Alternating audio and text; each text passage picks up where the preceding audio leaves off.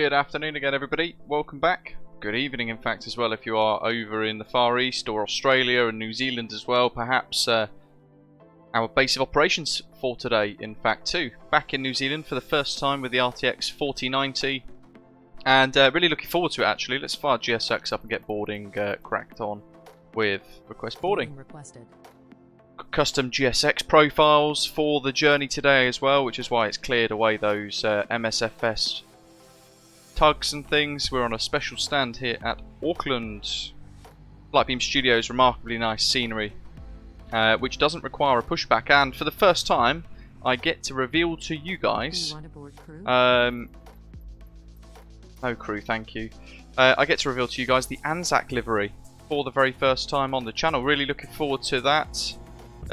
Yeah, Daniel Frayne, it's interesting, isn't it? You don't get bored, but I'd probably go and seek some help.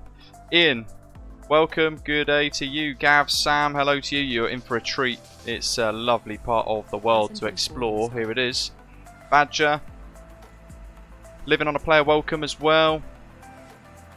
Yeah, here it is, the ANZAC Special Edition livery of the ATR72-600, created by DamoDesigns for the Hans Hartmann Asobo ATR in MSFS. Revealed and flown for the first time properly. This one is available to download now as part of the Osprey Airways fleet. And we've got a nod to both our friends in Australia and our friends in New Zealand as well. So while we're boarding, getting the punters on, we will have a little look at the route for today, but also have a little look in a little bit close up in the aeroplane itself and the special livery, which has taken almost a month to develop, with lots of tweaks and amendments to the design. But let's head into the left-hand side. Our first little nod. We've got a little roo and the Australian flag popped on the side there. Beautiful tail design, isn't it? Look at that. It's incredible. So good. A New Zealand fern, of course, on the tail, adorned in beautiful silver colour. Aboriginal patterns as well on the tail itself. And on the right hand side, the New Zealand flag and a little fat kiwi as well. Right, look at that, the detail as well, it's just insane, isn't it? The beautiful engine cowlings too, bespoke design specific to this aircraft. It's part of our virtual airline fleet, and it has become my favourite livery both in real life and in the virtual world because it looks just stunning. So we get to fly this now in 2 sectors from Auckland here. Flightbeam's wonderful Auckland International Airport scenery in Microsoft Flight Simulator is a really stunning bit of scenery. Across to Napier, the North Island still. Remaining on the North Island for the first sector. Got one pilot I can see there as well, parked up. And then we're going to turn around and head down to Christchurch for the first time since getting the new computer. So a beautiful bit of scenery from NZA Simulations, a freeware from them as well in Napier, but the payware version of Christchurch from them. Looking forward to seeing both of those. There was another ATR over there, but I can't see it anymore. Don't know where it's gone. But let's continue with the boarding and have a little brief for today. Daniel, you know what? If you continue, I, along with the other content creators that you are spamming, will report you to VATSIM. I've got your CID. We'll just get rid of you properly.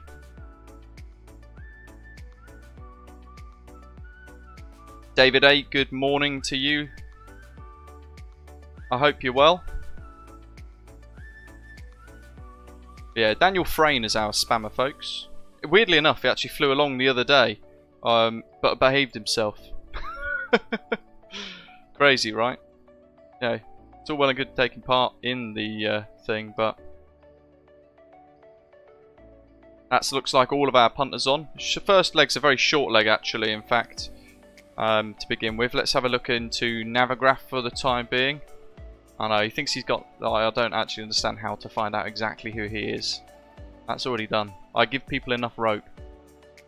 So, oh, I forgot about Navigraph's charts here. Look at this.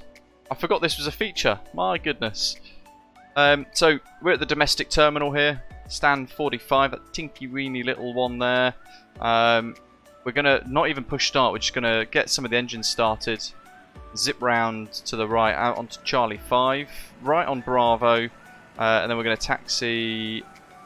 Yeah, we'll do Bravo, onto Alpha, and then whole point Alpha 10. We don't need to worry about that little bit of a backtrack because we're not 777, so we shouldn't need that too much. Chris Pannon, welcome. Good morning to you across the pond. Yeah, looking good, right? Departing 051 degrees on 05 right. On the Rekis 3 Quebec RNAV departure, so at or above 500 feet. Then beginning a right turn south to Vinod, max 180 knots. That's fine in this because we climb at 170 knots.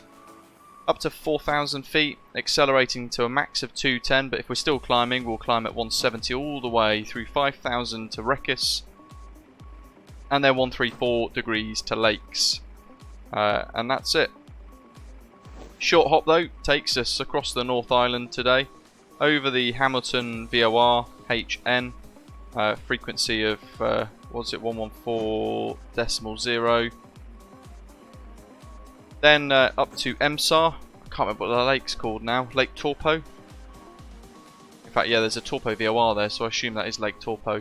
And then we're going to be heading into Gorga, Genda, and the Genda 1 Alpha arrival. Expecting the RNAV runway 16 approach via the waypoint Elbow, arriving at Napier, which is here. Very small airport indeed. Couple of stands.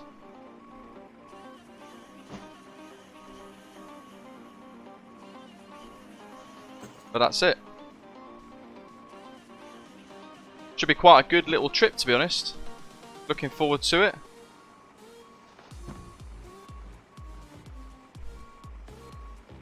Go on to Valanta. And the picture is kind of replicated as well. We've already put a couple of screenshots onto here already, so I'll whack those on. After our turnaround at Napier, we're going to zip overhead Wellington down to Christchurch. So 2 little sectors today, should be good. Let's dive in. Back to the flight deck. We go through our pre-flight prep. We've got a few minutes left to departure. That's our weights, load and balance. The little pink magenta crosshair there is our kind of where our weight and our centre of gravity all sits.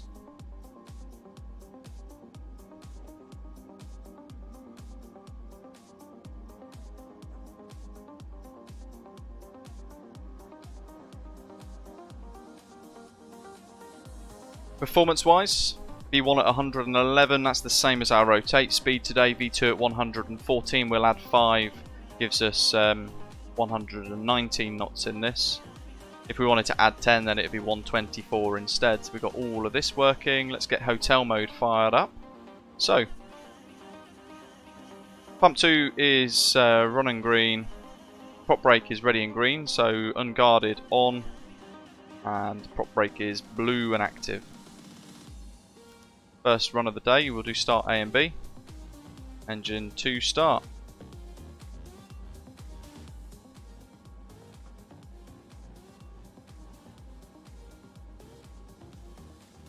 Looking at the NH levels and all that sort of stuff as well. And we'll throw this into feather mode for engine 2.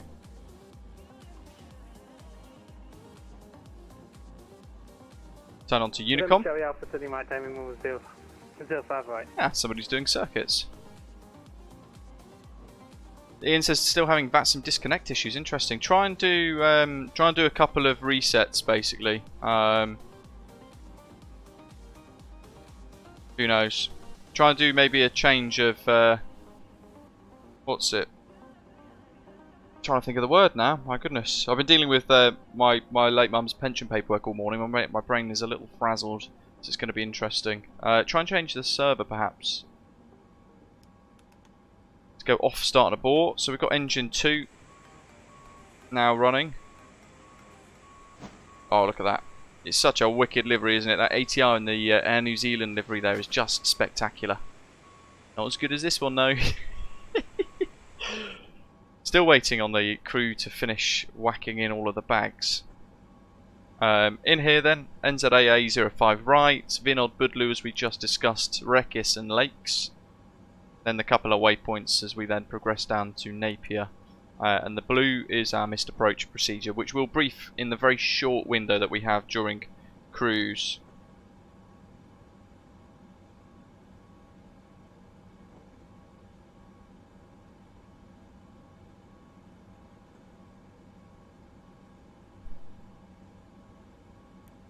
VNAV, altitude selected for the tops, heading up,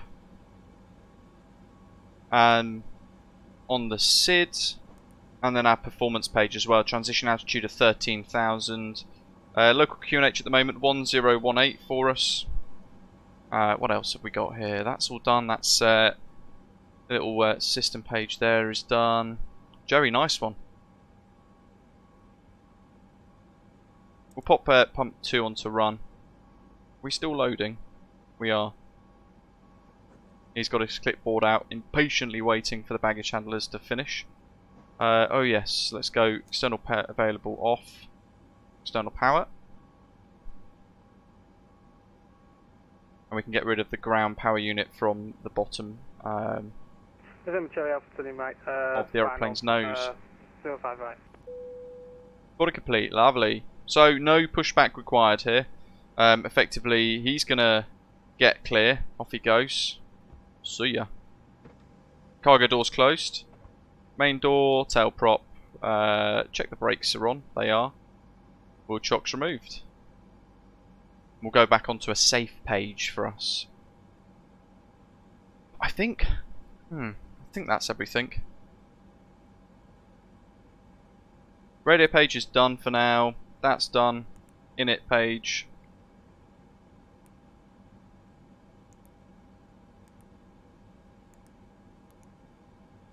Flight plan with the route.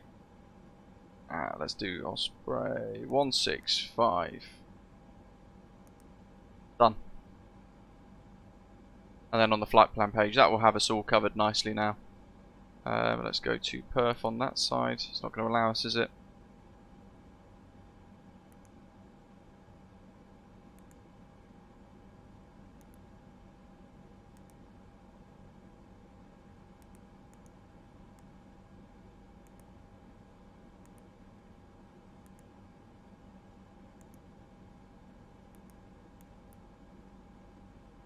That'll do. You know what?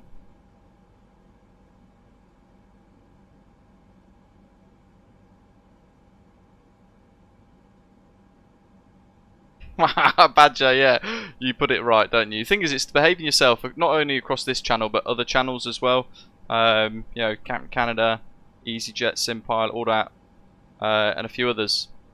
Same thing. So, you know, if you don't understand how to behave yourself in the community, then the community don't want you to be part of it, effectively. So, see ya. Where are we? That's all good. That's all set. Let's get the beacon on. Oop, that's the strobes. So, beacon lights on and active. That's all good. Auckland traffic, Osprey 165, gate 45, ATR72-600, QNH 1018. Yeah, stand 45. Starting up. Auckland traffic, November Charlie Alpha, turning right downwind. We'll pop that up. That's all good. And clear prop left and right. Whack that on automatic. And let's turn the prop brake off. Happy days. Yeah, you make a good point there, D-Pod.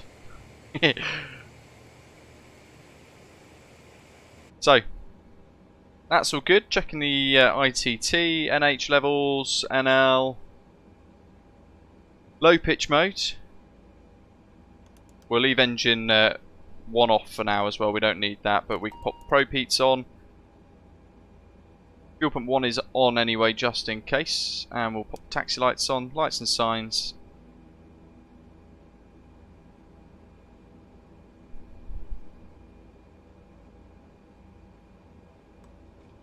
Get rid of the prop, the gust lock.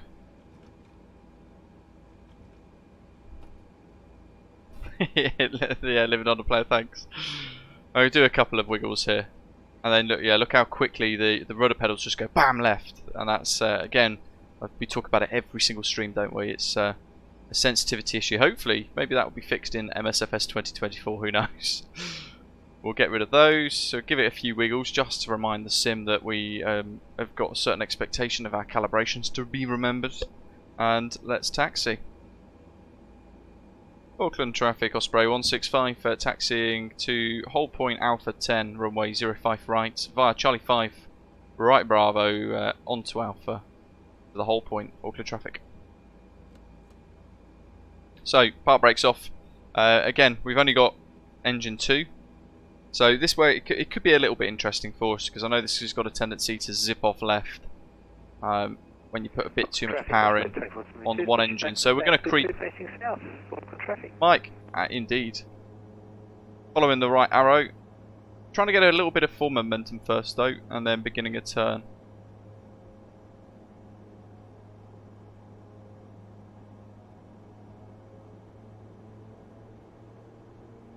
If it's not going to do it, don't think it is. We'll try and straighten the wheel again. There we go.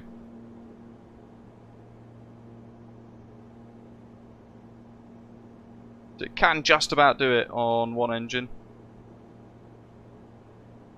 Auckland traffic, November Charlie Alpha turning right, final 05 right. This is one of the most scenic parts of the sim, the world, inside Microsoft Flight Simulator. It is just spectacular. Left and right, clear. We'll continue the turn round. But it is the first time flying with the new PC and the RTX4090, so I'm looking forward to seeing what it's all going to look like. Especially Christchurch, with its just incredible views.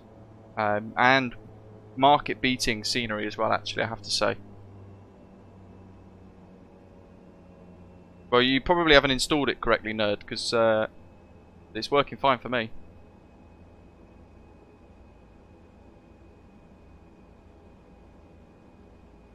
What I'm going to do is I'm going to go out on, let's see, Bravo 7 or maybe Kilo. Thoughts here, of course, being that Auckland traffic, November Charlie Alpha, final one 05 right. basically I want to get away from Alpha 5 before I turn on to, yeah, so I'll use Bravo 6. Or even Bravo 5 to be fair, because that's Alpha 5, which is a high-speed exit. And there's no one on final, so I will use that.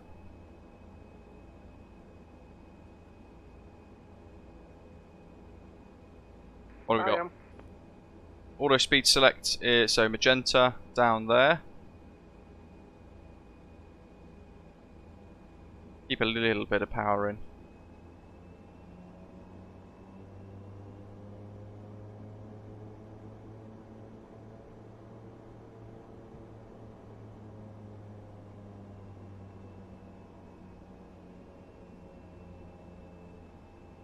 Which specific livery in the ATR though? Because we have 3 now. One for the ATR42, one for the ATR72, and then we've got this one, the special ANZAC themed livery as well.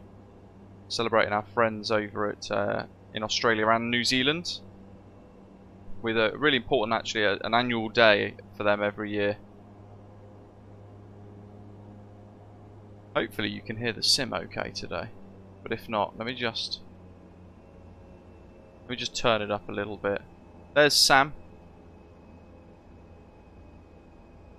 There's some VFR and the TBM, I think. And let's get engine 1 started. So start A and B. Pump 1 is on run. And start 1 on. Auckland traffic, November Charlie Alpha turning right downwind 05 right. Down here. Engine 1 condition lever 2 feather. Watching all the gauges, engine T's and P's. Oil pressure's rising as well to green.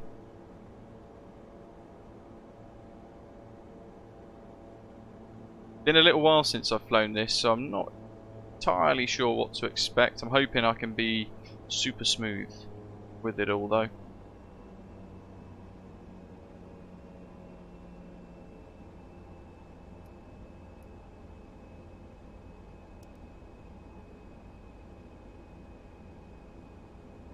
Bloody Toby eye tracker, honestly. It just never stays still.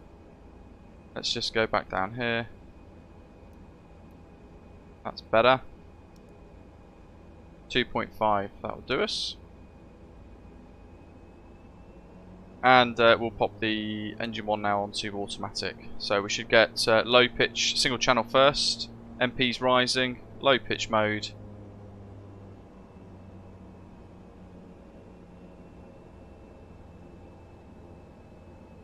Flat 15 and set. Trim is set. Rudder trim and aileron trim set neutral.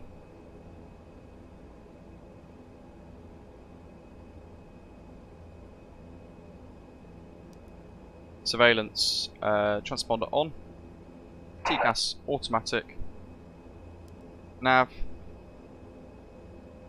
Above and weather.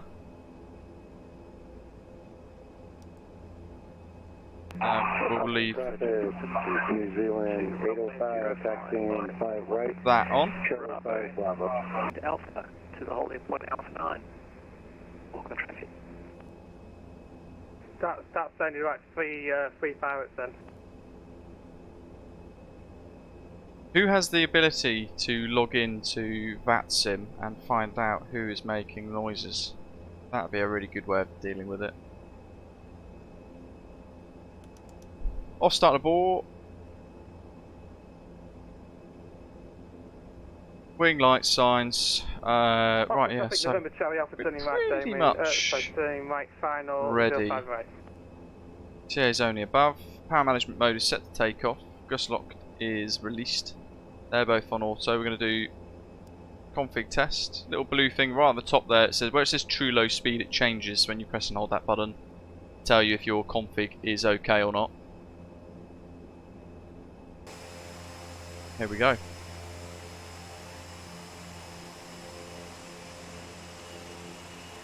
Got a livery available for the ATR42 now in MSFS as well, thanks to Tapsy. And the airport ops guys are out to watch us depart today as well. Touch and go, after this departure, we're going to depart the control zone to the south. If you want any of the scenery shown today as well, I have put the links for them in the description down below.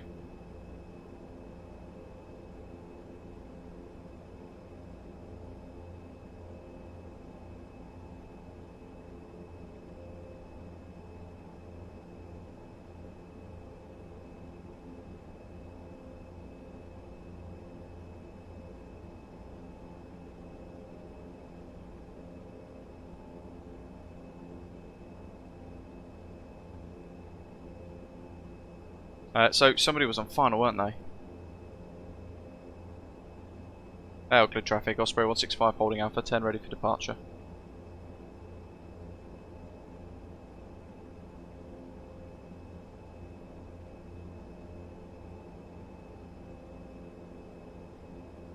Ah, there he is.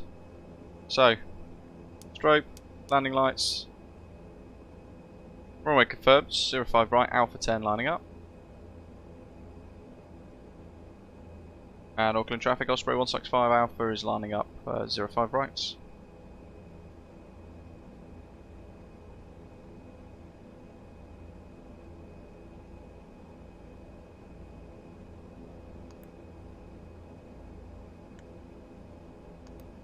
LNAV, VNAV.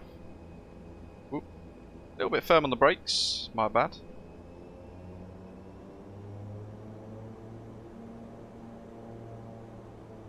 Charlie Alpha turning right, crosswind 05 right, departure to the south.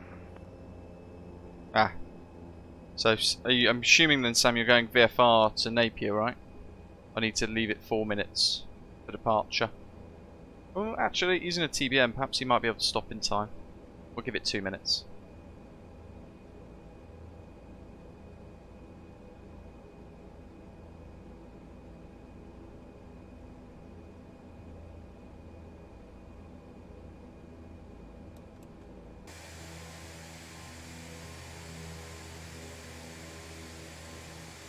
Hey, look at that! We've even got the white strobe on the belly.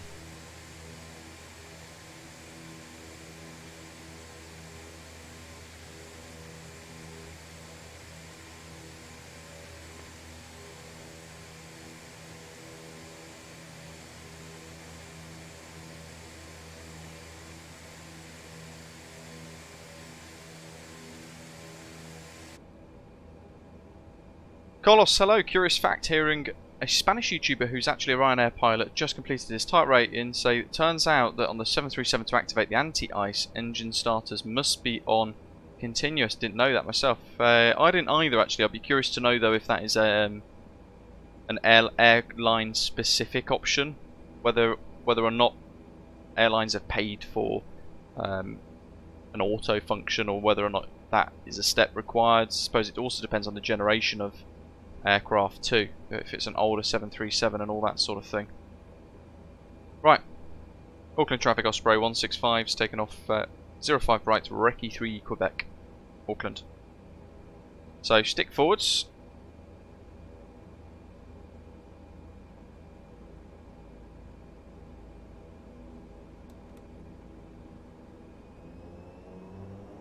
Brakes off.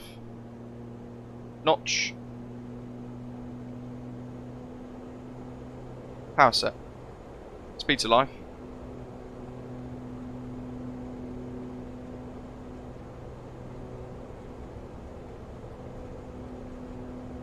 $80 knots. Relieving that nose wheel pressure now.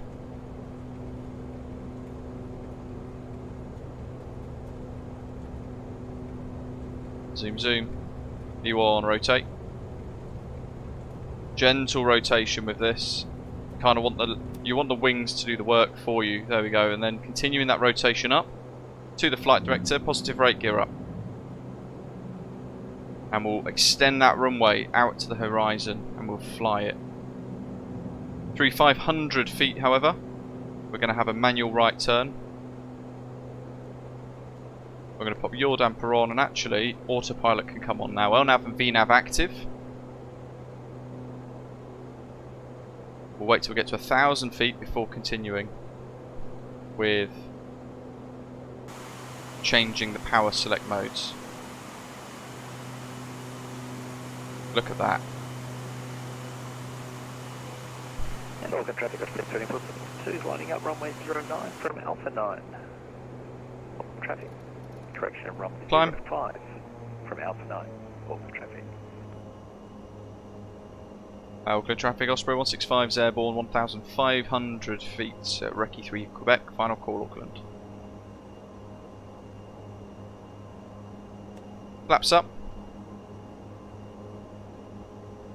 Auckland traffic, Osprey 722, pushing back 10 to Pop taxi takeoff lights off for now as well.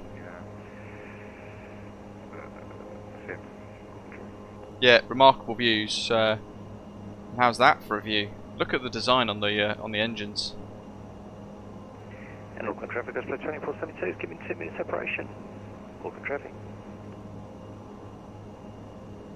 Really nice. Auckland traffic, New Zealand 805, holding short 5 at Alpha 9.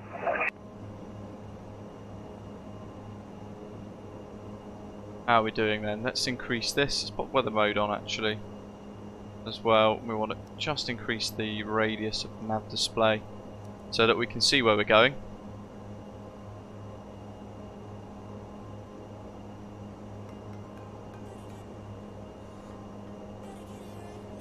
And we'll keep going to 16,000, which is our cruise for Sector 1 today. Sets.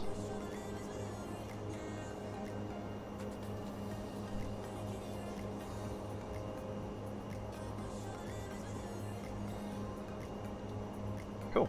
I mean, before we know it, we're going to be there. That's the thing with this particular sector.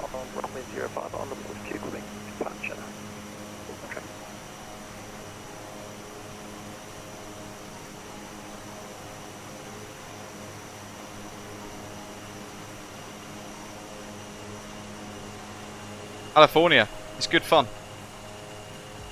It's a lot of work, but that's kind of the beauty of it, to be fair, because it is very different to having such an automated A320 where it pretty much just does it all for you, and then a 737 which requires an element of input from you as the pilot as well. We'll hold for 2 minutes separation. But it is an absolute joy to fly. But you're flying lower and slower as well, so you get a true appreciation for just how spectacular Microsoft Flight Simulator looks I mean, look at that. Low and slow, and I mean, it opens up routes that you would have otherwise never have bothered with as well. Don't forget. So we're looking at potentially, you know, flying into Napier with the ATR wouldn't have been able to be possible necessarily with an A320.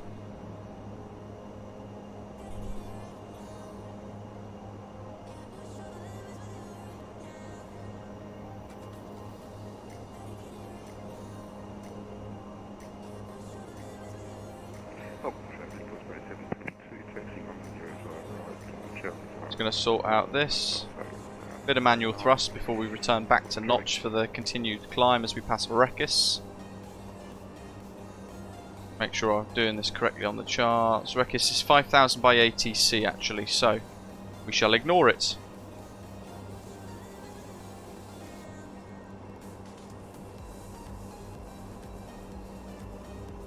.170, and we're going to go to IAS mode instead. Back to notch.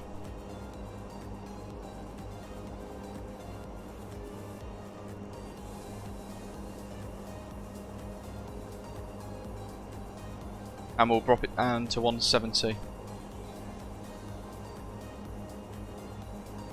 Well done, nerd. Yeah, I mean, Cessna caravans and all that sort of stuff is it's kind of the limit, really, as Doc's saying. With the runway at Napier, that's the grass runway, Doc. We're landing on. What are we landing on? RNAV runway 16, which is 1,750 meters in length. So nice and big still. But the taxiways are quite narrow, so it's more a limitation of the taxiways, I think. But I haven't flown into Napier for quite some time, so I'm interested to see what it's all going to look like, to be fair. It should be quite interesting.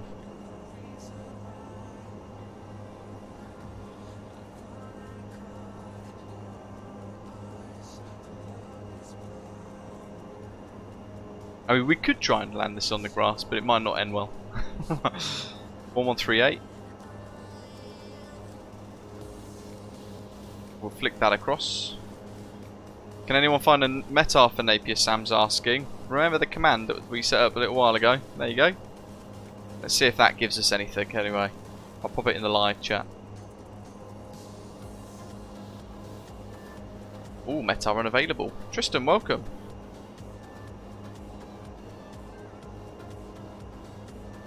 Yeah, so VATSIM have got a METAR. VATSIM use only. I'll put it in the live chat for those flying along. There you go. It's 250 degrees at 5 knots, 20 kilometers visibility, broken cloud at 5,000, temperature 7 degrees Celsius, dew point 0.05, QNH 1018. VATSIM use only for the remarks of that. I'm not sure. Where we got? We're at lakes, aren't we? 16,000.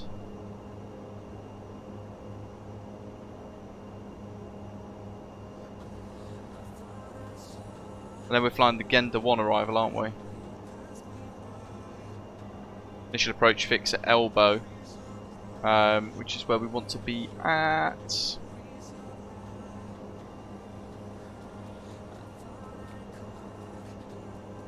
Auckland traffic, New Zealand 6,000 feet. On White Base Lake for Are there any lakes at Lakes?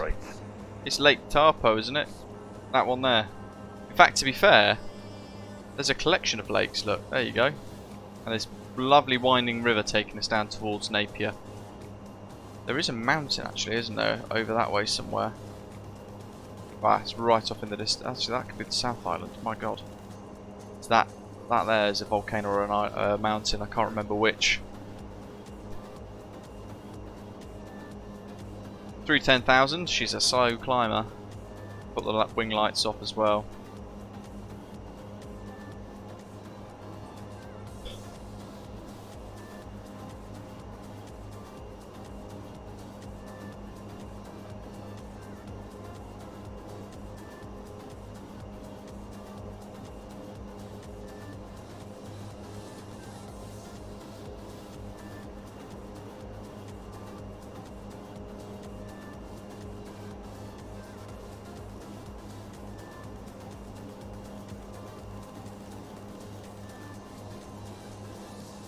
D-Pod. I would be tempted if I wasn't tracking it on New Sky.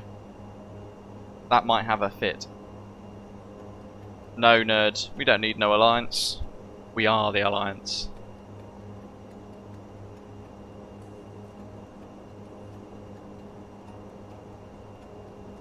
Let's keep the punters cool in the back. Oh, actually, as well. Seatbelt signs.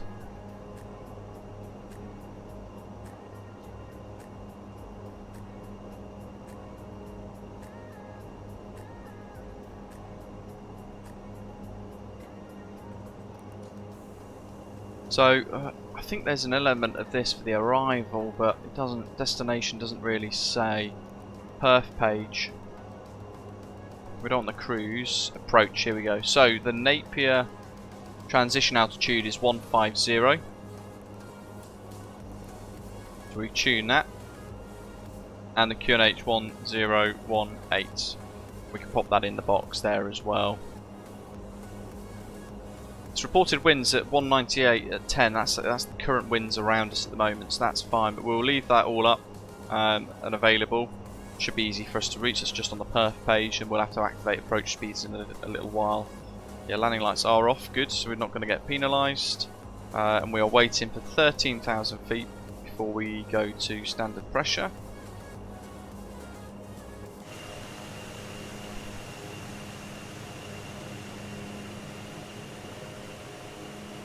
Yeah, over a month it took to design this. It started from a basic theme, effectively, and a conversation with me and DamoDesigns saying I really want to create something for the Australian and New Zealand community within the flight sim world, and certainly within the channel as well, because there are quite a few of you, in fairness.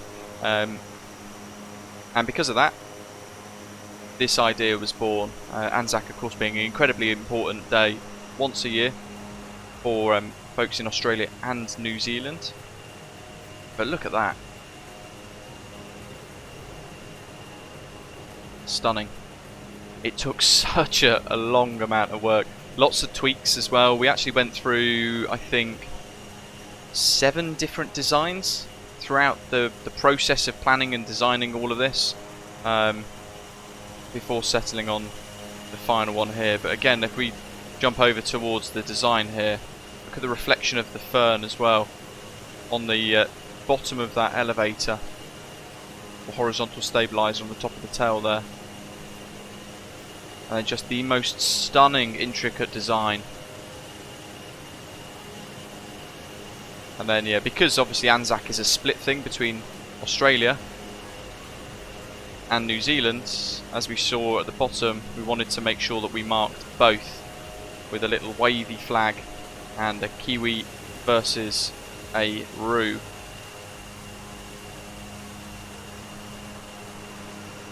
Yeah, spectacular. In all light conditions as well. So that is the regional flagship right in front of us now. Living on a Player says, just saying it would be nice to see that livery on a 737-800 as well. Well, perhaps watch this space. We will maybe not do one for the 737s because we've got a lot of them, haven't we? But perhaps maybe when that PMDG 777 comes, we might need a twin aisle for those, you know, cross the ditch runs, something like that. And maybe this design can punch back out into the sim via the PMDG 777. How cool would that be? I think it would look incredibly good actually on that. Then it wouldn't be an Osprey Regional livery, it would end up being a mainline livery instead. Oops, Sparrow standard.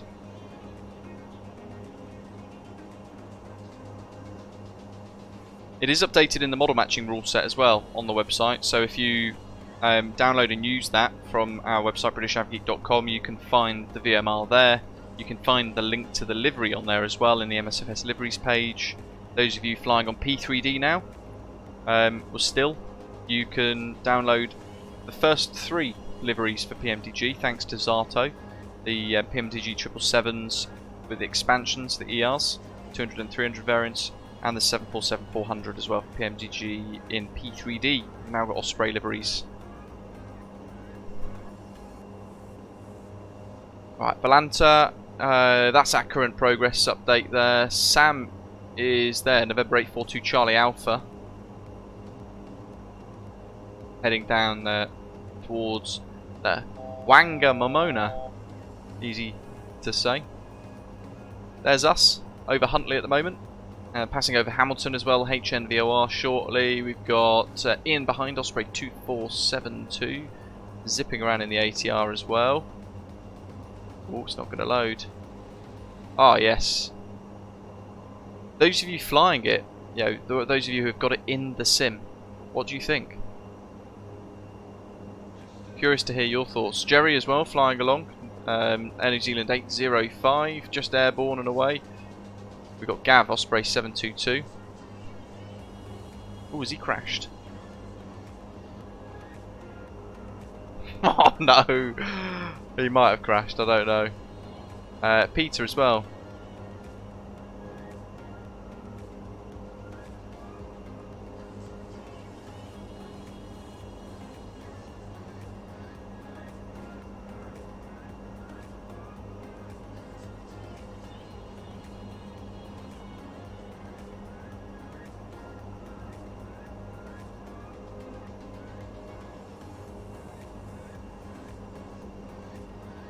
What was ours now, nerd? 16,000. Power management mode to cruise. Hotel November. Let's increase the range a little bit more. Bit too far. Top of descent markers just before Gorgia.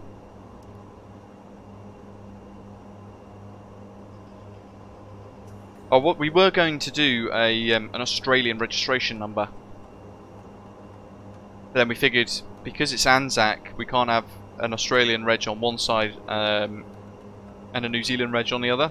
Well, I suppose we could in the sim, but it would raise too many questions of people going, oh, you know, it doesn't match and all that sort of stuff. So we then looked into, well, I looked into the history of it as well in relation to maybe where the UK came into it a little bit too.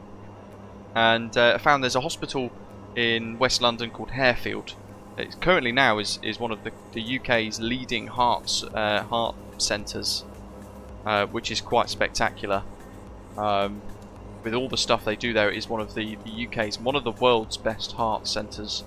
But it has a fantastic history behind the hospital too, because if you look at it on a map, it's in a really, really random location for a hospital, but it is also close to an ANZAC Memorial, and that is because in World War II, it's where ANZAC soldiers were taken for treatment when they were injured during the war.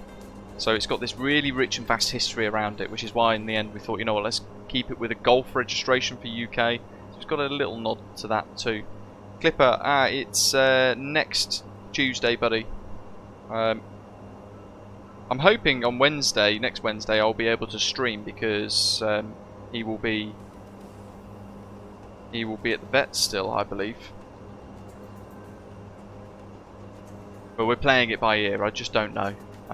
It may well be that he gets. We get told, "Can you come and get him, please? He's not doing very well." / trying to eat everybody inside the veterinary centre, which usually happens. Bless him. He doesn't know. He's just scared. Where all my wing view's gone? It's just that one, isn't it?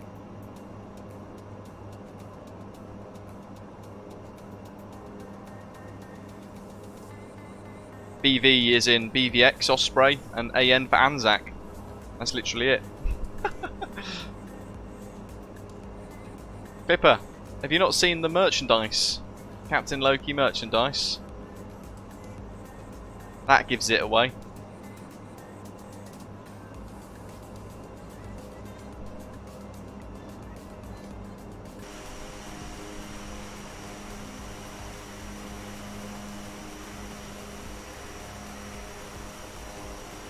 I hope so, and they've actually they've changed the operation that he's going to have now, because the one that he was going to have was actually too risky. So the plans for his operation have changed a little bit yesterday. In effect, when they were going to take out the cement and the bionic implant into his leg, the kind of the actual the ball element of the hip instead of the socket. They were going to change both, but the ball is cemented with a huge kind of spike, if you like, down into the centre of the bone. If they took that out, the concrete apparently can cause more problems by taking it all out, and therefore it's it can be fairly problematic and actually more likely on research to fail than previously thought. So instead what they're going to do is take out the cup that's failed, because the actual implant for the ball element of the hip is still fine. It's the cup that's actually failed. So they're going to take that out and take the cement out around that and hope that just that one element will A, reduce the surgery time, therefore B, the anaesthetic and the risk, but also D, improve the chance of a proper recovery and a slightly quicker recovery perhaps too, even though it is really major surgery for the poor boy. But it's incredible what they can do.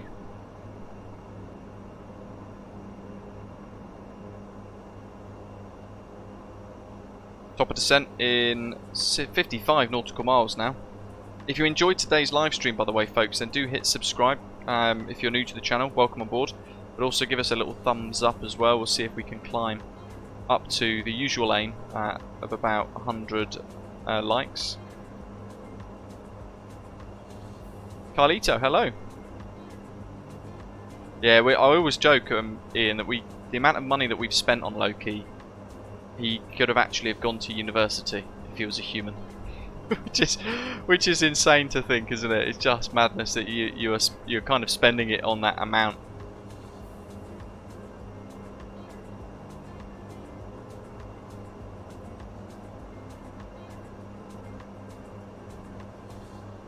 No, to ask once, wait for a response. Don't start spamming the chat. I don't use FS Hub anymore either. The airline's still active and available on FS Hub for those of you who don't want to use New Sky for Osprey Airways, but we still don't use. I don't really use it very much anymore, to be honest. I haven't. In fact, I don't think I've got it. I haven't got it installed on my new computer. In fact, absolutely, Ian. That's it. And you know what? I'd like to think.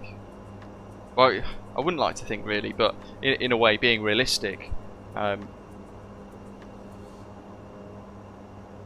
You know, would other owners have put him down at that point? You know, perhaps so. It's been a thing. It's been in our mind, thinking, you know, is he? If this is going to fail, is he going to continue to suffer and all that? So it's tough decisions, isn't it, to be made.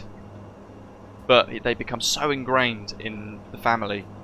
They, you know, effectively, I suppose people who don't really like dogs and that don't really get it, but they become effectively your own fur baby. Your own kind of furry child, which is insane. You put so much time, energy, devotion, and emotion into it all that it's quite spectacular what they can do for you.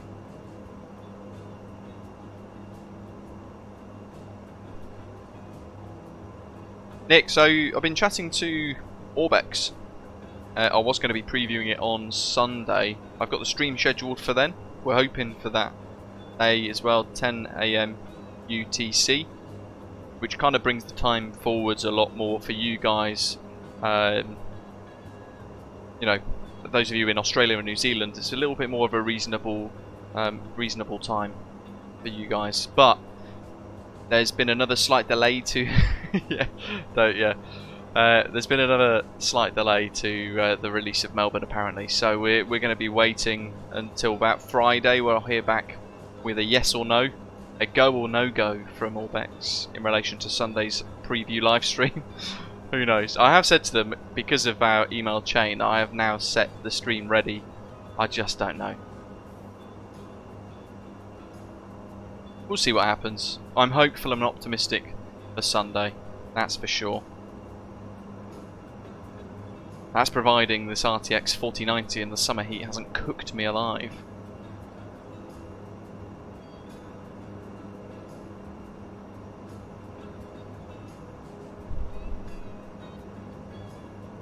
Oh, failing that, Nick, it will be a couple of days later. Perhaps maybe they're just angling for a specific weekend release. I don't know.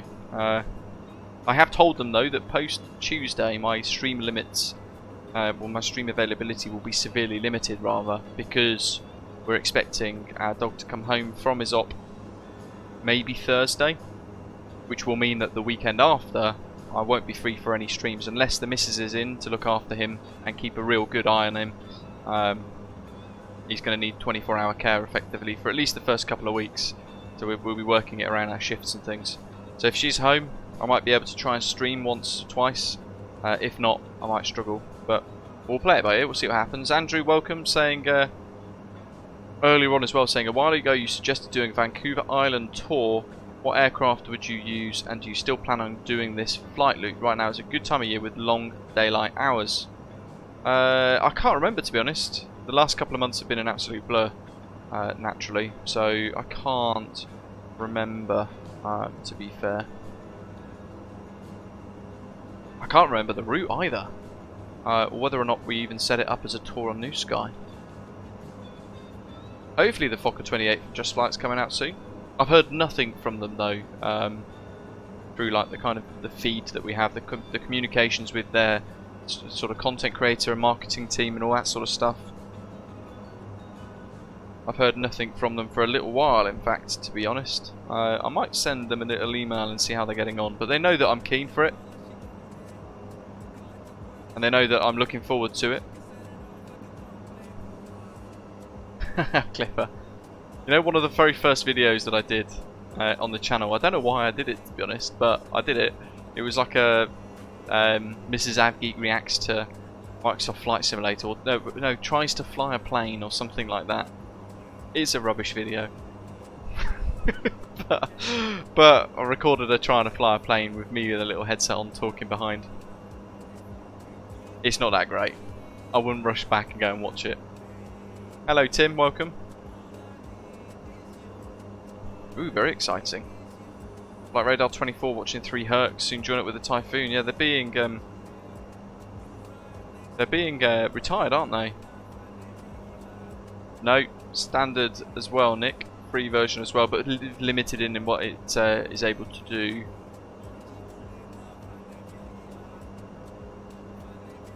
Nick, whatever seats you want. Nerd, whatever seats you want. Any and every one of them.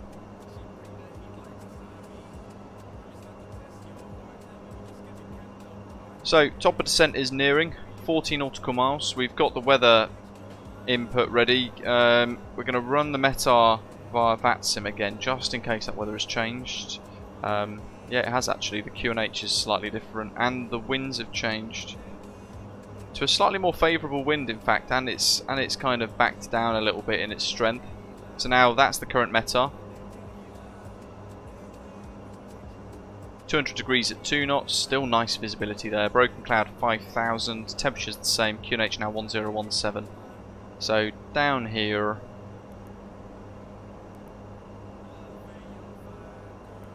I'll just pop that in, like so.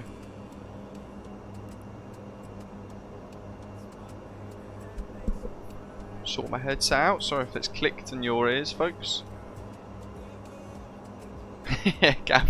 Gav, what happened to your flight? Is it almost as if you'd crashed?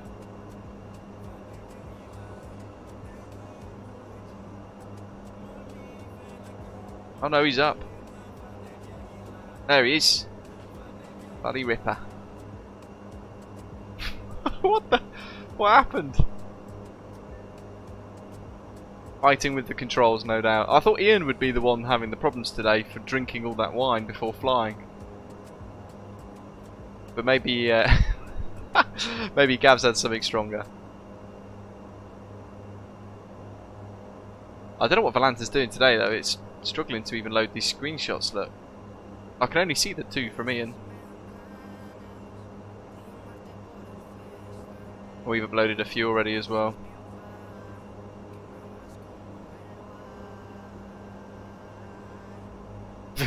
Gav has too much. Big Bitter Doc says. It is late for you guys, yeah. Yeah, because it's crap, nerd, that's why. And that's putting it mildly. Dog poop, all the rest of it. Take your pick. Captain Sim is an absolute waste of time, energy and money. No time for it. Afternoon, Ashley, welcome. I hope you're well.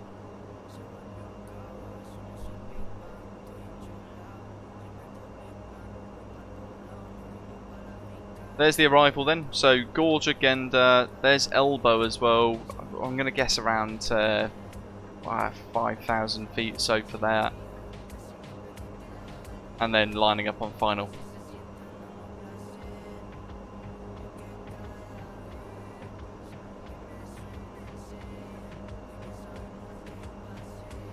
No, Nick. Real time is super late. It's like 2 in the morning, something like that in New Zealand at the minute. So it takes away the scenic beauty of it a little bit, especially when we're trying to fly late approaches and very short runways and things. Sam, I'm flying the Gender 1 Alpha.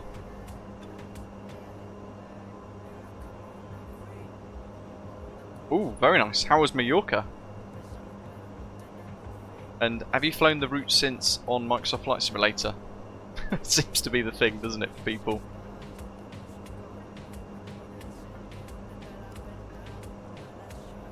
Com2, that's all good.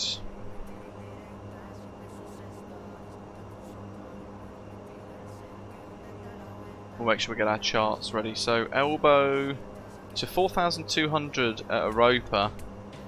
Then it actually wants us at 2,900 feet at Europa instead. We're not overflying Europa. So 2,900 feet at Europa. At Elbow, 2,074 for some terrain avoidance or terrain clearance there. So we're going to say, what was that, 5 miles to Europa. We'll round it up to 3,000. 5 miles, I don't know, 500 feet. 3,500. We're aiming for 4,000, we'll see what happens.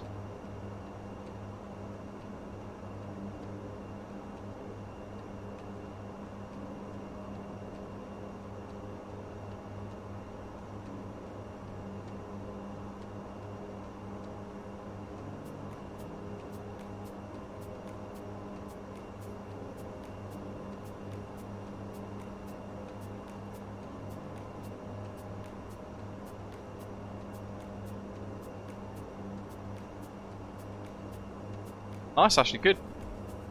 All come back and recouped.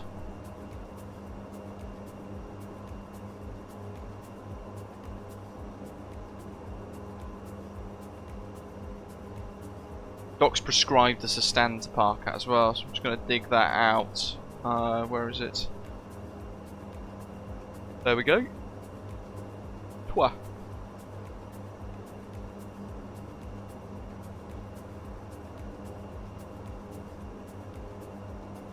Fair enough, actually, yeah. Almost as good as, isn't it? Near enough the same place, anyway.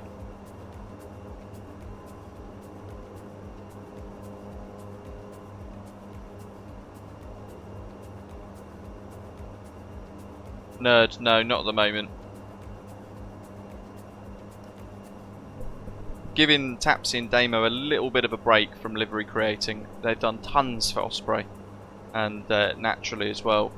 Don't want them to get burnout from it all. The sun's coming down pretty quick. But we'll do one for the 777, I reckon. One of the PMPG 777s.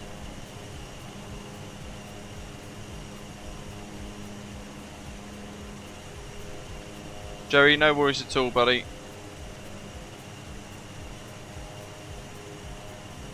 Try and, well, if you're tracking it on New Sky, you might have to cancel the flight. Yeah, I think so. I think so. I think it will look really spectacular.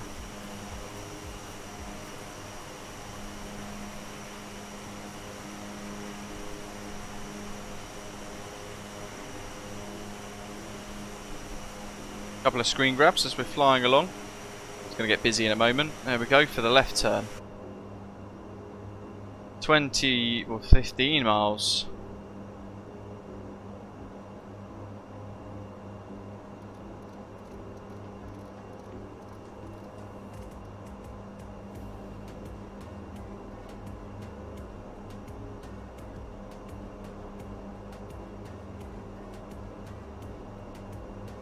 Is that Lake Taupo?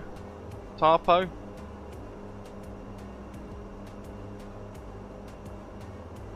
It is. Definitely can't pronounce it properly though. I think Sam, in fact Sam is over here somewhere. I can't see him. But he's shown on Volanta as just kind of over there, over the edge of the coast of that lake. Right, so all our speeds are set and checked, our performance data is checked. We're not going to worry about that. Let's see actually, have we got runway distance in feet? Oh, we do. Loads of distance.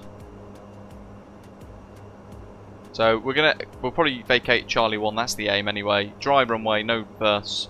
Approach speed at 110 apparently. Go around speed 124. A safety. A little bit of terrain for us to kind of manage and avoid here. But that's all good.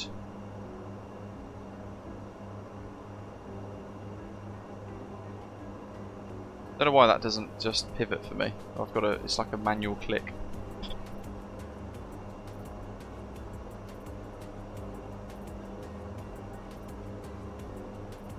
Radio, let's go to altitude, select.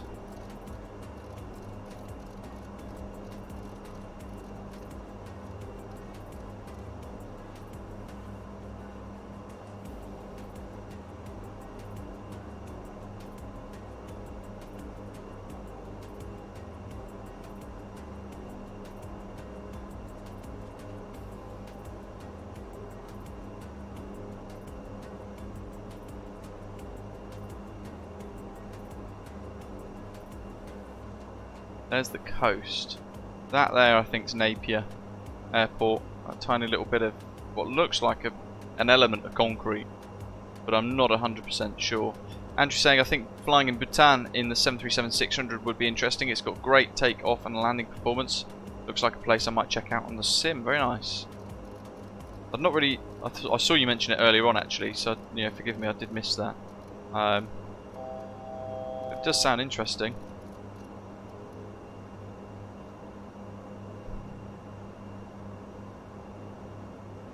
Surely top of descent is now.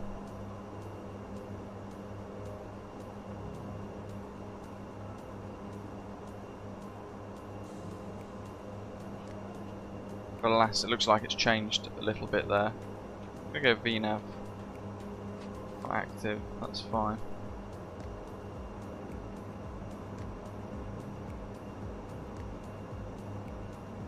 Here's a question for you. Do we keep the time as it is? And we'll run it to see how far we can get out of the sim before we reach. I can't go outside the walls. That's a shame. Before we reach Christchurch, or shall we zip down to keep that kind of time where it is now? This kind of dusk / dawn-esque view. Ah, there's Sam. This tiny little speck there. Flying low and slow below us. I don't know if you can see that, but it's tiny little white light. There's Sam.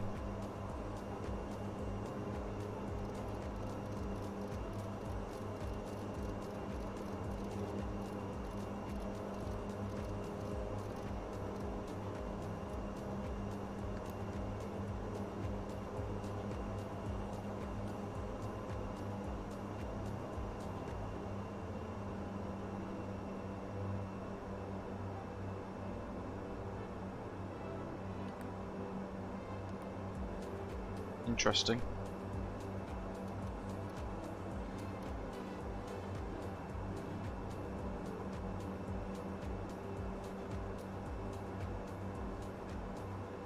Try and get back on that vertical deviation bucket there.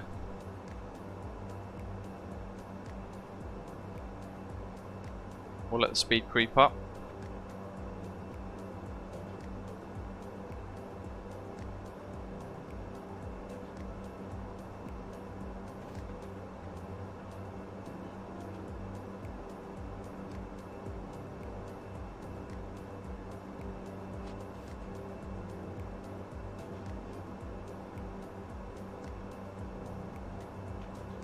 .240. QNH1018, isn't it? So coming through transition, let's change. 1017 actually. Napier traffic Osprey 165 ATR72-600 with QNH 1017 inbound.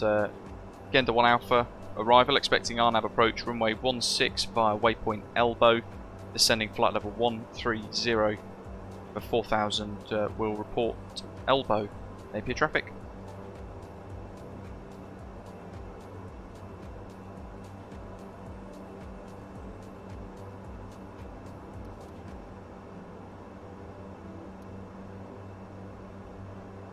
Where are we at? 13,020. This bit of terrain here is what we want to miss. That should be fine. Napier's over there.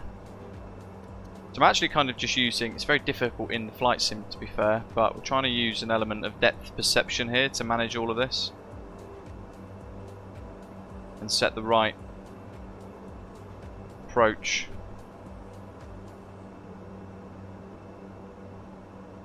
Rate of descent. Suggesting there that we need to descend a bit quicker. Let's trust it. Let's see what it does.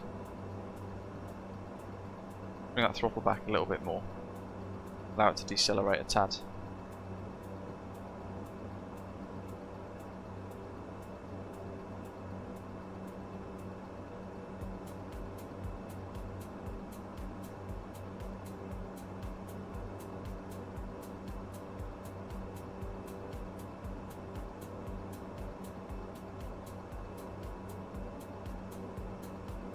Looking good.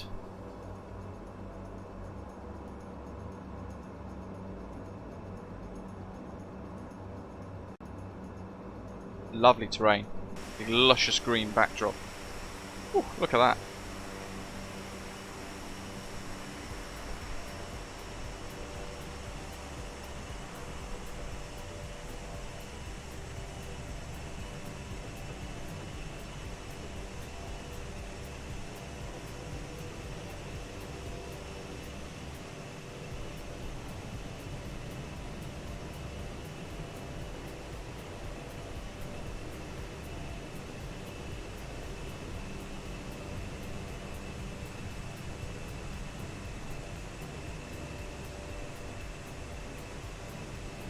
Grab that as a little screenshot there. Traffic, November 842, Charlie Alpha, this type CBM 930. We're going to orbit over the coast of Napier to get the IFR traffic in.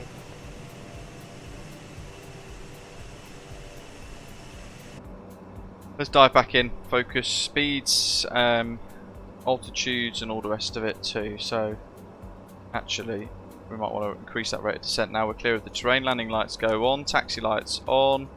Strobes logo. Now, why does that look so dark? Oh, minimums. My god.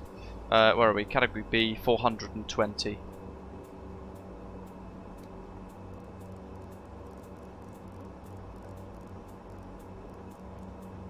Flashing at me. That's because over that side we've not configured the matching light figures.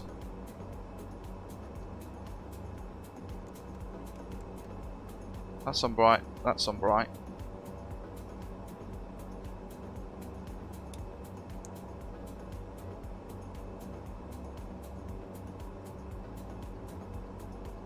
It's as good as we're gonna get.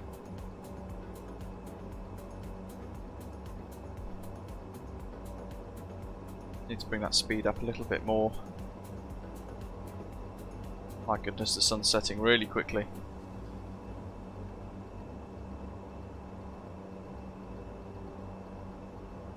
Bring that range in a bit. Let's get rid of that floodlight as well, actually. That's that one there, isn't it? Yes.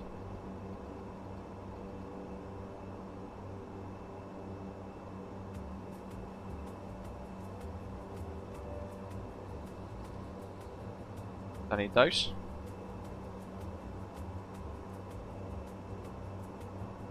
Clear the terrain, that's looking good.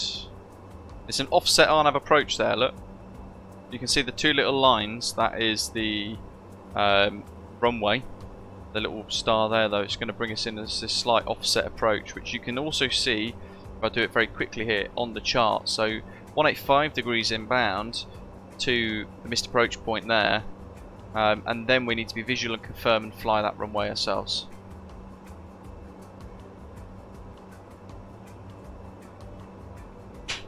Sort out my seats and our speed. I'm going to idle the throttles. Seatbelt signs on, lights and signs all set as required. Basically, final check of those. Oops. I'm going to pop the logo light on and the wing lights. Why not? It's getting dark.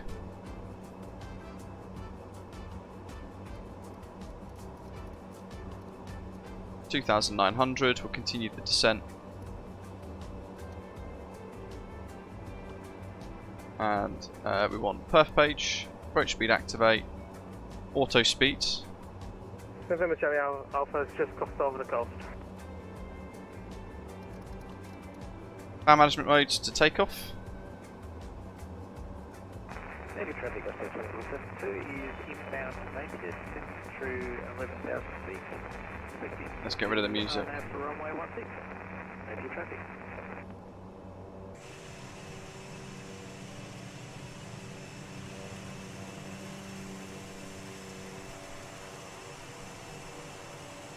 Look at the metallic on the silver fern there, just looks spectacular.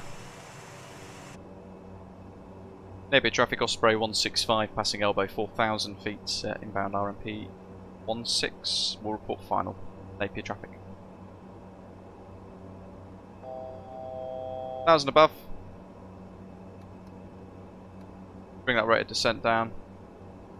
Speed's looking good. That's come off nicely.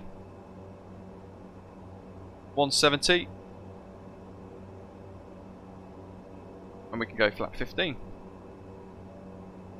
November Charlie Alpha is going to orbit south of Pannier just in case of any go-ins. But we're not going to go to flat 15 yet, because we don't need to.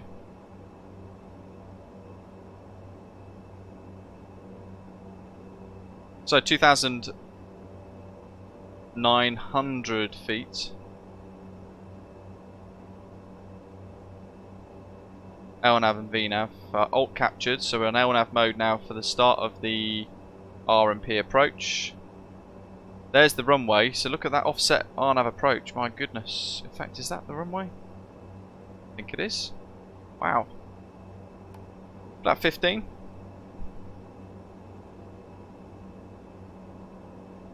Napier traffic Osprey 165 turning final. Runway 16 to land. Napier traffic. And that speed just trickle away. It's about 160 knots.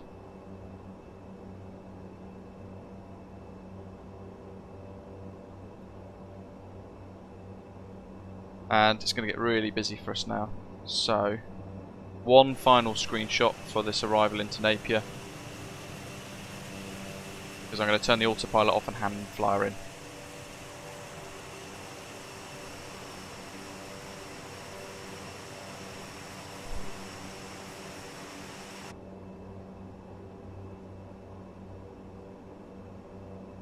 Control visualizer.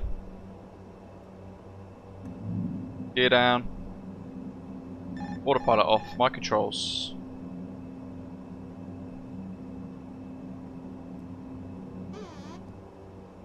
Get the nose down. Get rid of the flight director for now as well.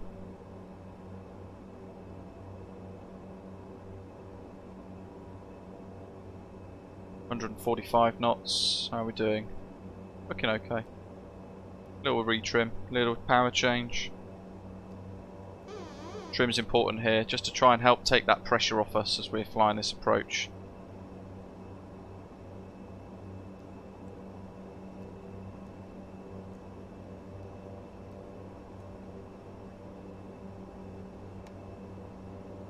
Two red, two white.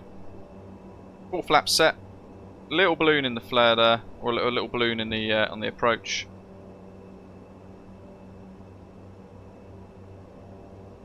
Slight change in wind ever so slightly there, so I'm just going to correct us with our approach path.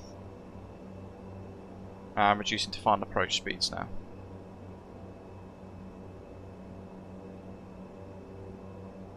And November Charlie Alpha's got visual of the ATR on final. There he is. That's Sam.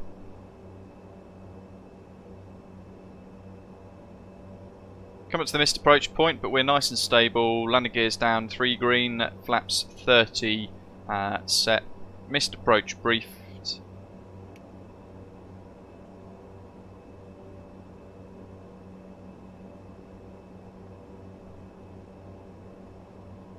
Speed's just trickling away now. Have I got this trimmed nicely? I think I do. Let's just sort that out and pop outside. Oh yeah, look at that.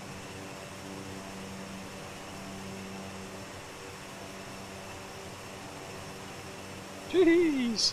That looks so good. Oh, little tank slapper. Get back on that. Bar. Couple of screenshots. Stunning. 2 red, 2 white. Speed's still a little up though, so pitch for speed. Just going to trim the pitch up slightly. And that's it. And look, that speed's now starting to trickle away a little bit. That's fine, that's what we want. Pitch for speed, power for rate of descent. Basic rules that go all the way back to your starting flying training in the PA-28s and the Cessna 152s, the 172s, all of that sort of thing. Same principles apply with this. Look at that, we're holding 2 red, 2 white on the approach. And that change in pitch has just given us a trickle away at our speed. With the rate of descent still the same, it's quite consistent. Napier 2472 is overhead elbow. Currently passed through 5,000 feet. Expecting the RMP approach for runway 16. Okay, missed approach point. And we'll continue. Let that nose just come down a little bit more. Speed's now good, look, it's on target, there we go. Now we've got a slight crosswind coming in from the right hand side of the aeroplane. Another little bit of retrim. So, good, that's checked. What an approach this is. Look at how offset this is. Continue. So cool.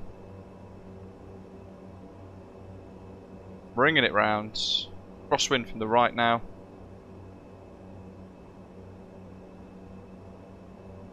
NZA Simulations Freeware Airport here for Napier.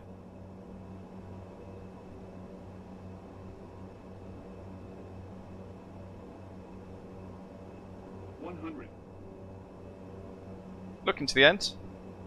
50, 40, 30, 20, 10. And a little bit of reverse prop. Let that nose come down. No brakes required. And then we'll reset. There we go.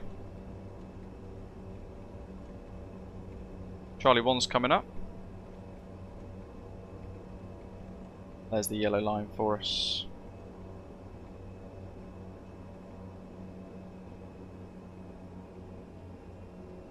And we'll vacate.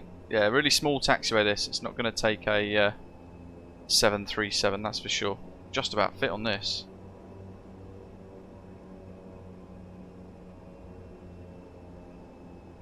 My goodness, do we fit? Yes.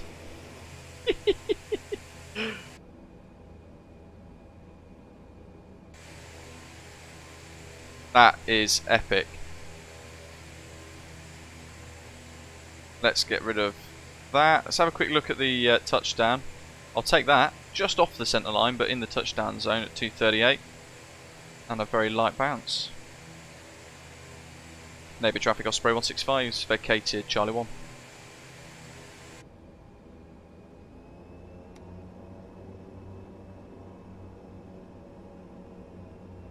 So what do we got? It was stand 3, wasn't it? Let's see if it gives it us. Oh, gate 3. Gate 4 then. Maybe gate 3's got a static on it. I feel like we should have backtracked down to Bravo 1, you know. There we go. We're going proper off-roading. Strap in. Yeah, we messed up.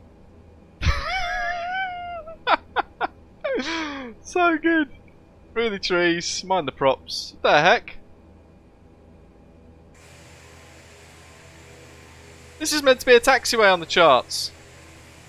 And Napier traffic, Osprey 2432, short final from 016. Napier traffic.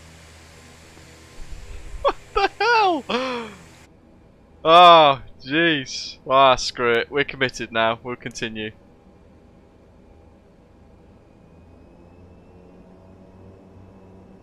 Yeah, we're doing a bit of off-roading in the ATR. November Charlie Alpha's got a visual of the Osprey on final.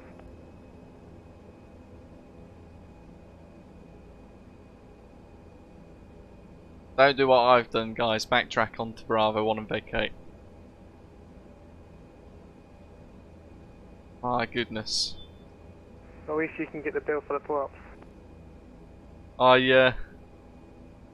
Let's change the weather. We want to change the time, actually, don't we? To a bit more of a reasonable time again. Oh, what the? Didn't even see the fence. November Charlie Alpha is going to enter west downwind for circuits. Napier traffic.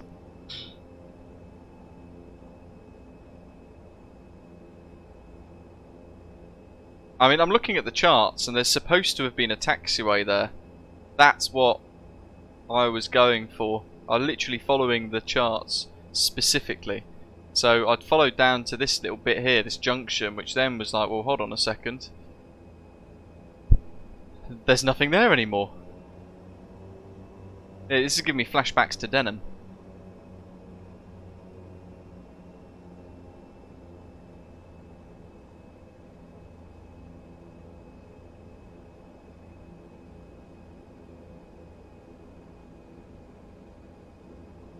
Strobes are off, landing lights off.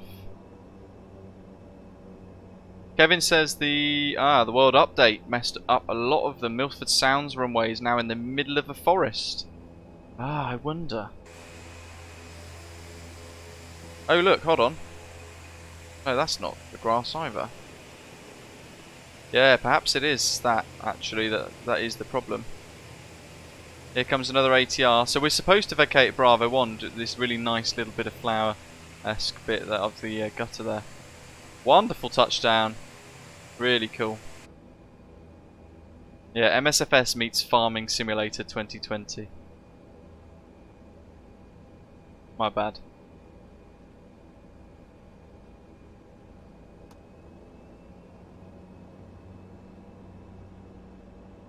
Now I've got to find where Charlie Alpha studying west final for 16. Touch and go. airport parking is. Stand for.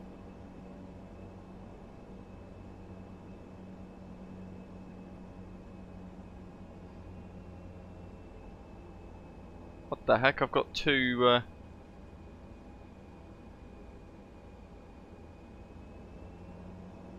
So MSFS trying to guide us in, and then I've got GSX waving frantically going, no, ignore him, it's me. Napier traffic.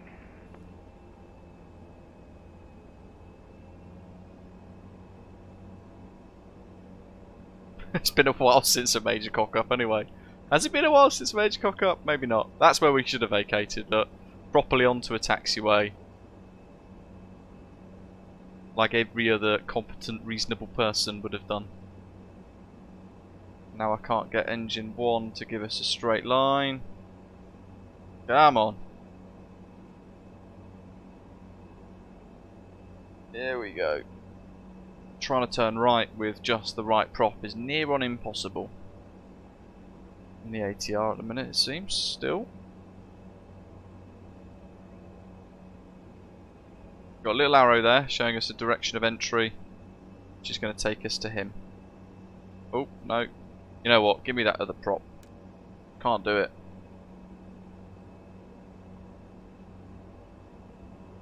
Just going to wait for this.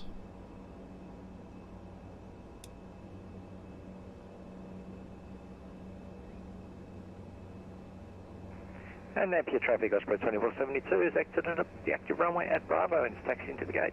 Napier traffic. Napier traffic, November Charlie Alpha, short final 16, touch and go.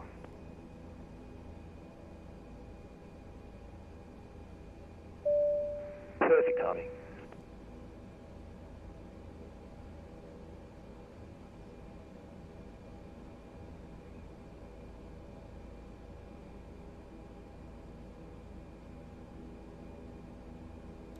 That'll do.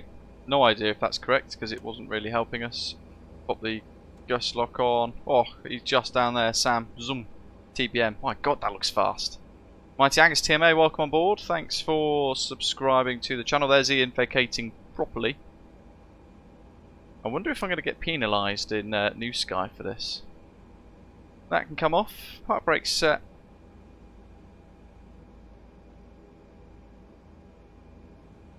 Napier traffic, November Charlie Alpha is turning west downwind for 16. Prop brake. On. Unlock and prop brake blue.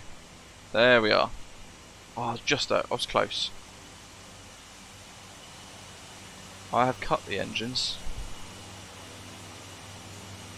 It will catch up in a moment. Beacon lights, seatbelt signs. Jolly good. Chocks. That usually... There we go. That wasn't a very good parking. There. We tried. Right, so window. There we go. New Sky. Let's see how we've done here as we begin disembarkation with GSX. The boarding requested.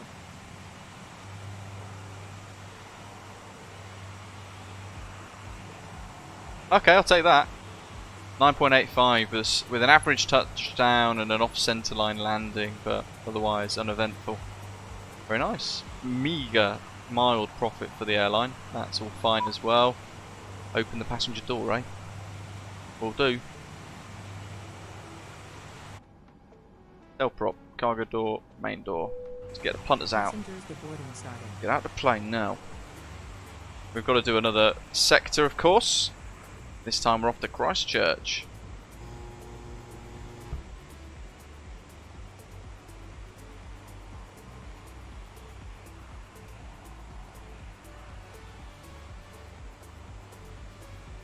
He's still going. Oh well, it's persistent. So yeah, we've got custom walk-in waypoints here, but this NZA Simulations scenery is freeware. Really, really nice here at Napier, actually. Very, very good job. Alpha, turning final 16. The sky is calling. There's even a hot air balloon floating about over there. How cool is that?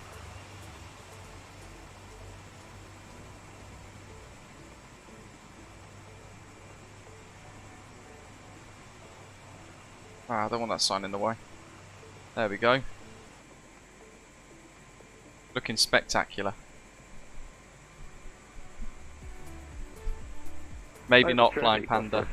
Or we'll wiggle the wings after departure.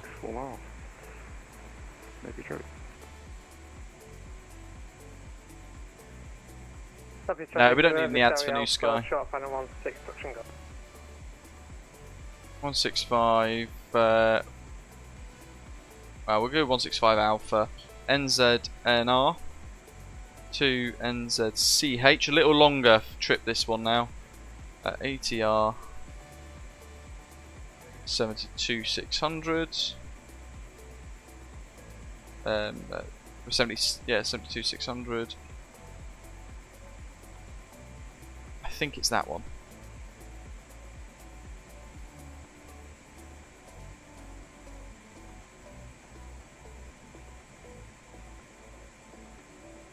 One hour 40 duration apparently. My goodness. So let's generate this next sector.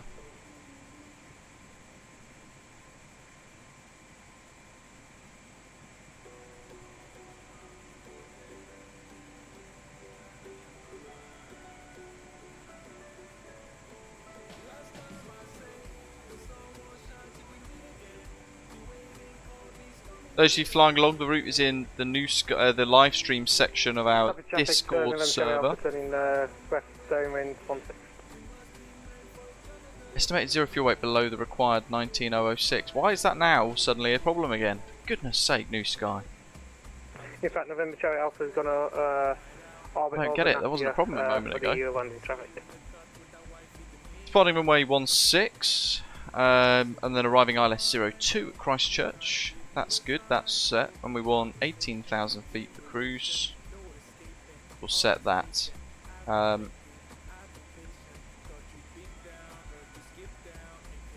Let's see what it gives us. 1 hour 40 block apparently.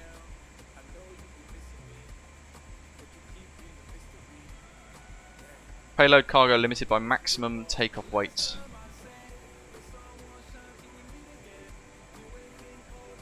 I'm going to fetch that and just see if it zero fuel weight is lower than the minimum.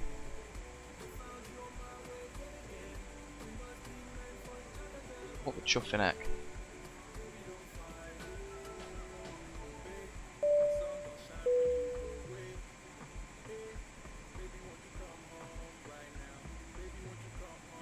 There's definitely a bug.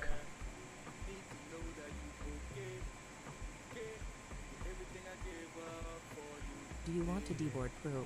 With this. I'll get back to the live chat in a moment. Camp Q, welcome on board. Mighty Angus, no, that's not a release date.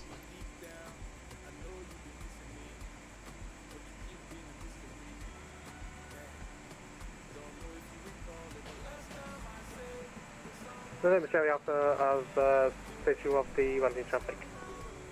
Why is it doing that? What did we last fly? What the? I want to know exactly what aircraft we just flew, and then how that differs.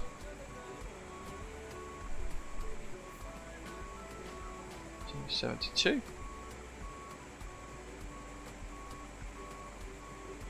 There is literally no difference between either of those. I don't get it. Right, my flights, let me bin it. Try again. Book flight, free flight, passenger.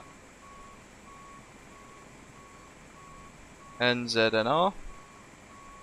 Hawke's Bay to Christchurch.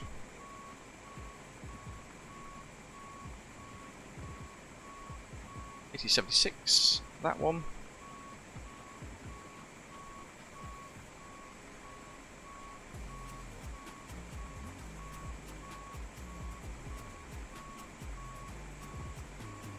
And let's generate the Simbury flight plan, see what it gives us. Trying a different aircraft now, the aircraft we've just flown. Zero fuel weight below the required 19006. It's definitely bugged. Don't get it. Here comes another pilot.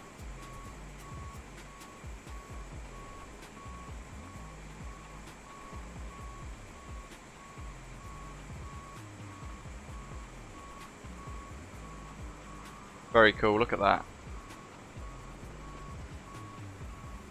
Awesome touchdown. Almost, might have been a tail strike, I'm not sure. Looked close, didn't it? Right, where are we at? So let's go GSX. We'll have to wait actually, because they're still unloading the bags, my goodness.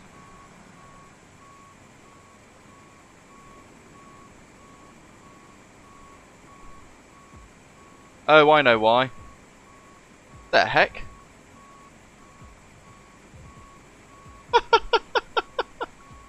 That's the stupidest alternate I've ever seen. Our alternate for today, folks, in the ATR72-600, thanks to Simbrief, is Hobart in Australia. Who creates this stuff? NZQN will do. That'll do. That should give us a reasonable amount of fuel now. That, I reckon, will solve the problem. Flight level 180, wasn't it, for cruise? Let's regenerate. Oh, actually, no, we need the new route, don't we?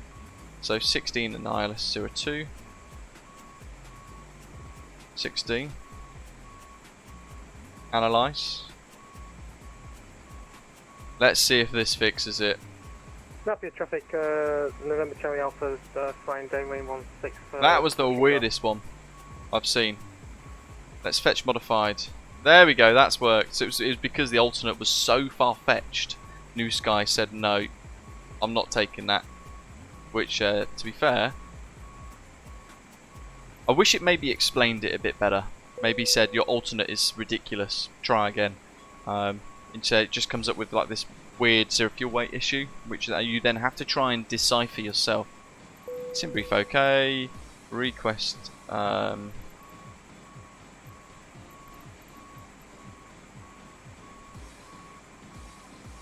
request boarding, there we go. And then on New Sky, NZNR to NZCH, start flight. Is there another aircraft in this facility of Napier? Airborne?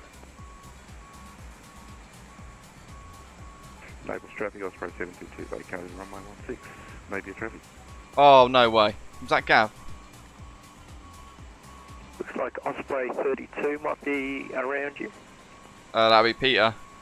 Yeah, I've just got someone on CCAF, but obviously I've not heard anybody on the Unicom.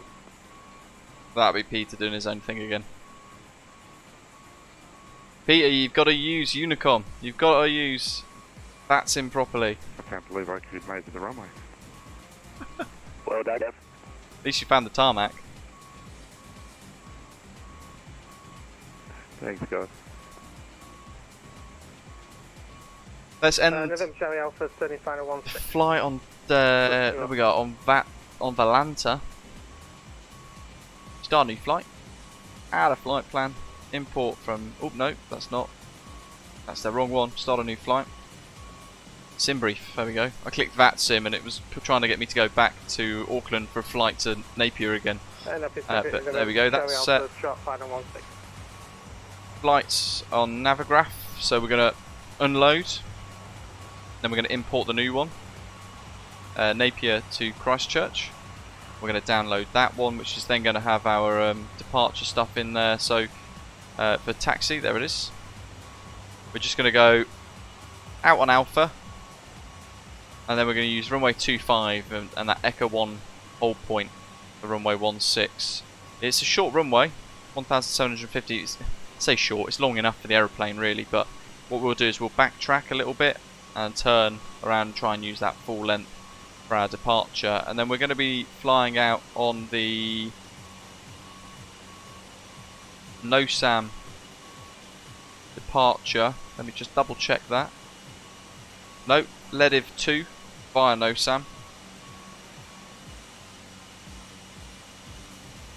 Flight level 180. Stand 4 actually now, aren't we? And Napier traffic, November Charlie Alpha, turning west downwind. MES6 7 Alpha, ILS 02 CH. Weather permitting, of course. Okay, let's get our next sector input. Have we triggered boarding yet? Request boarding. Boarding requested. There we go. Let's prep. So, flight plan. New flight plan. Route NZNR to NZCH.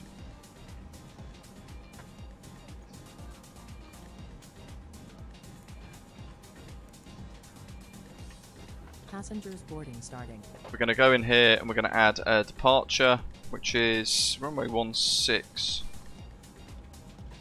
LEDIV 2 via NOSAM. Execute. Then we want Hotel 429 airway to Papa Mike, which is Palmerston North, I think. Let's get rid of the charts here because they're still displayed for you guys, I believe.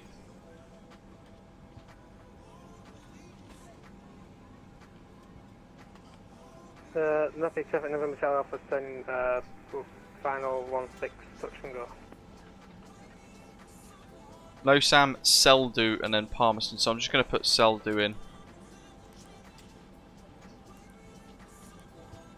And then Papa Mike. Napier traffic, November Charlie Alpha is going to make a full stop landing. And let's try at Palmerston to add an airway in. So we're going to go in here. We're going to select Yankee 226 from Palmerston to Gerbo. Napier traffic 1 November Charlie Alpha, short final 16 full stop. Execute.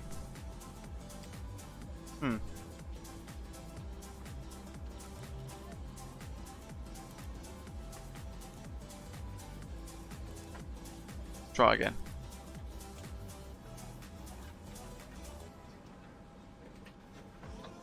This is where it's all going to bug out, isn't it? Q800. We'll find out in a moment. Let's see if it's really fixed. Q800, Gerbo to Atbub.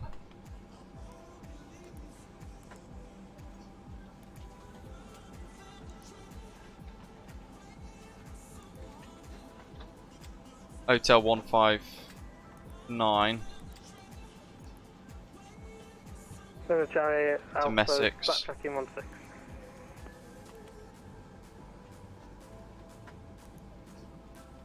Let's see. How much of a mess has this become?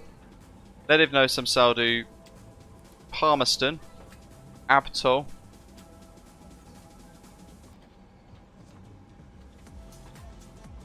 Where are we? Abtol. Anoku. Gerbo. Ooh. Venom. Atbub. Messex. Lovely. November Charlie Alpha's vacated 16. And then we can think about the arrival as well. So in the live chat, I'm going to put the TAF for NZCH in. That's the Terminal Aerodrome forecast, looking ahead over the next 2 hours or so, and into the rest of the evening, into tomorrow as well. It's going to give us an idea of what to expect weather-wise. 050 at 10, becoming between 12 and 14Z, variable at 2 knots, 12 to 21Z, broken at 14. And then becoming tomorrow 060 at 10. So all good for 06 anyway. So we will commit to that in here. Is it ILS 02 actually? Sorry, isn't it? So ILS 02.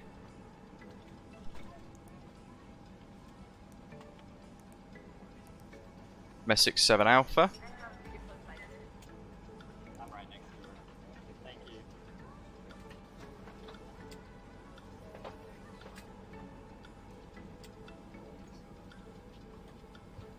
Just have a quick check of this. Final, isn't it? I think it's just direct final as it is, like so. Palmerston, Gompy, Messex, Cabgo.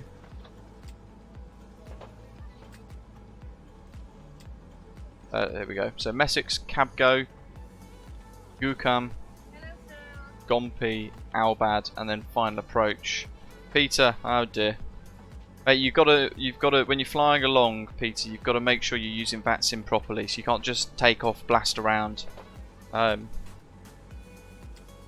Do some position reports, text or voice, do something. Don't do nothing.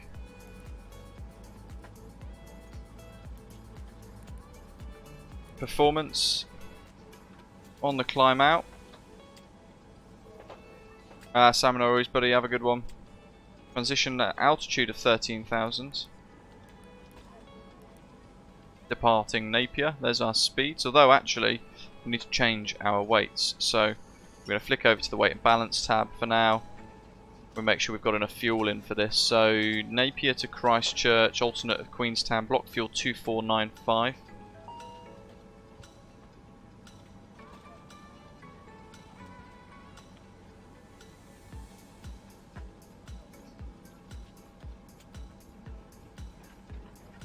That's as good as we're going to get, 49%.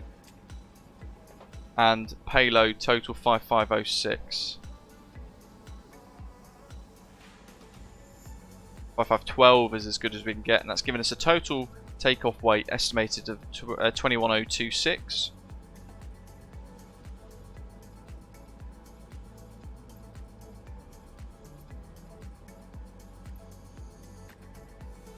Hmm.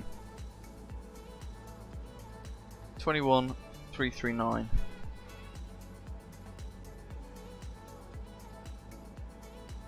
That's a payload of 5818. Well, that'll do, because that's giving us our weights pretty much almost exact to what we have on SimBrief. So it will change those in a moment. I'm going to go to, where is it, weight. Press and hold. And it's going to update these for us. Like so. FinRes plus alternates. Have we used that much fuel already? My god. We'll go to 50.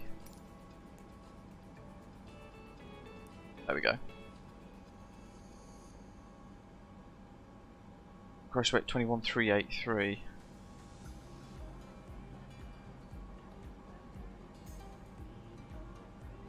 Brief and preview, what we've got. FinRes plus alternate 1104. Let's round that to 100, 1100 like so.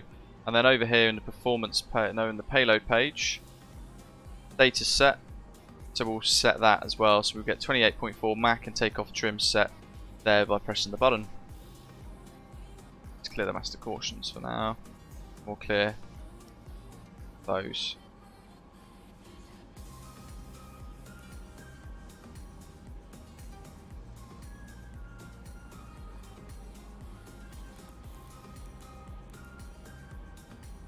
Cruise Pilot 180.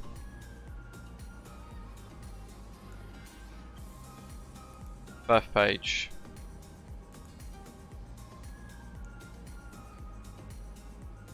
Christchurch. What was the weather expected there? NZCH. UNH 1015. That'll do.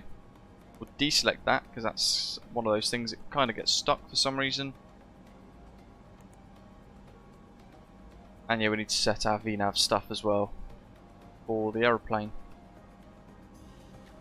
But we've checked everything. Let's have a look at the charts for the departure though, as we think about going outbound from Napier. So heading out 163 degrees. Let's set that.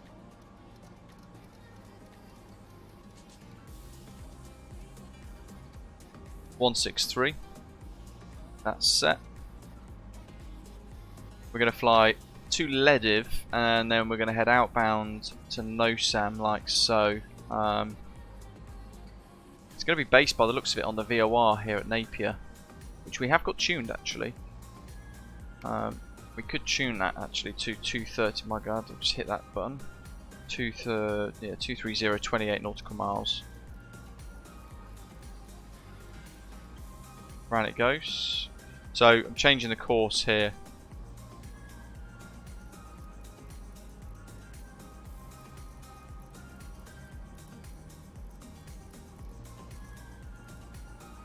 So at 28 nautical miles, we should intercept the outbound radial of 230 degrees, and that will be away from Napier, crossing Nosam, like so. What have we got here? Initial climb information, Lediv 2, track 163 to Lediv. Transition Nosam. From Lediv, turn right, direct Nosam. ATC may require hold down at or above 10,000 until Nosam. So, provisionally, we will set 10,000 for now.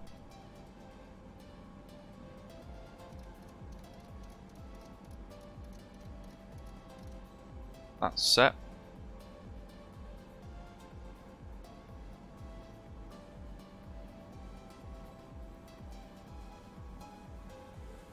Ergy, hello, what's the route? Let me put it in the live chat for you. There you go, boss.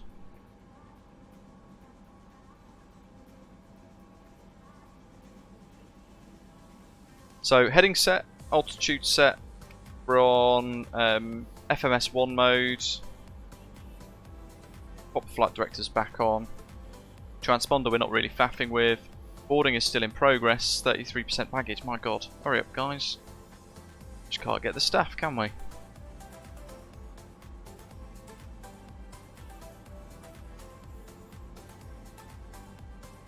Hergy says, Orbex, Stockholm Arlanda soon. Very nice. It looks shite, but that's probably realistic.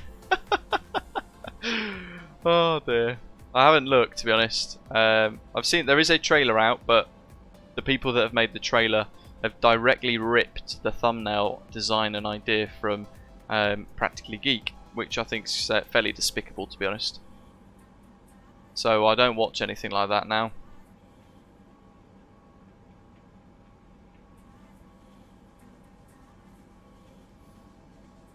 Yeah, you can still join in, Peter, but you've got to use VATSIM in the way that it's meant to be used. It's not a multiplayer server at the end of the day. We're all trying to kind of replicate real-world comms and procedures separation and all that sort of thing. So definitely is worth that sort of trying. I mean, give it a go on the next sector if you want, Peter. Use text if you want, or voice.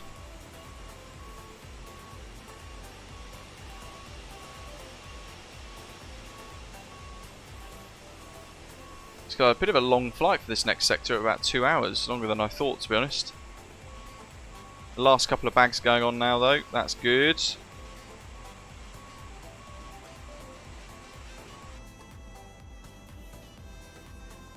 (1228) power management. Quick check of the overhead panel as well. That's all looking fine.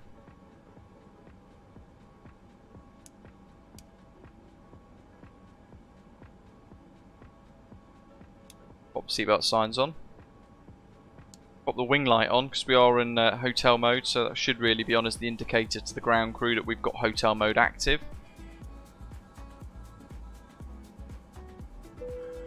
Order complete, lovely. So, no push and start required. 1400, 1500, yeah, look at that for turnaround time, perfect. New Zealand 115 will be taxiing Bravo back Beacon. 34. On. Aircraft.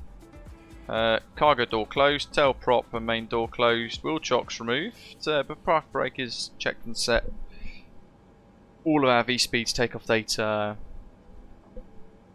is all set and cross-checked. Our weights and balance checked and verified. Let's get the engine started. Napier traffic, Osprey 165. Oh, actually, stand by. I haven't filed on VATSIM.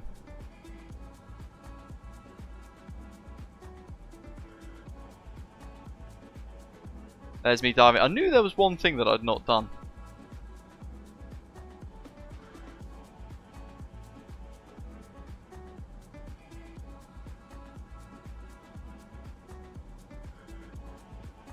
Interesting.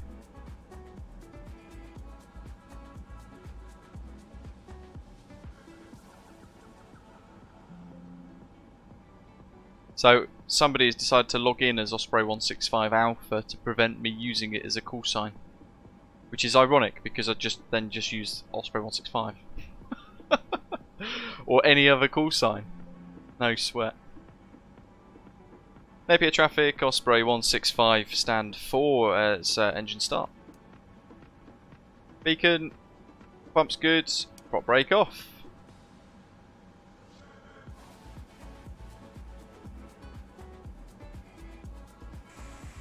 There she goes, starting to spin.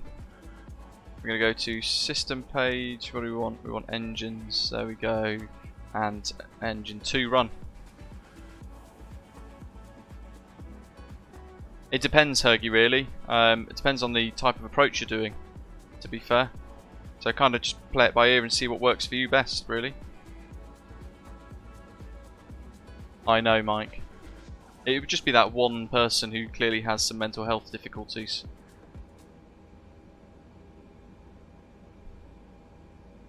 Is literally this one person. His entire day consists on sitting on YouTube, looking at who's basically online as a streamer, me, Captain Canada, 2 or 3 others as well, and then just trying to spam and get attention, which is remarkably sad. I actually feel fairly sorry for the guy, in a way, because it is pretty lame, isn't it?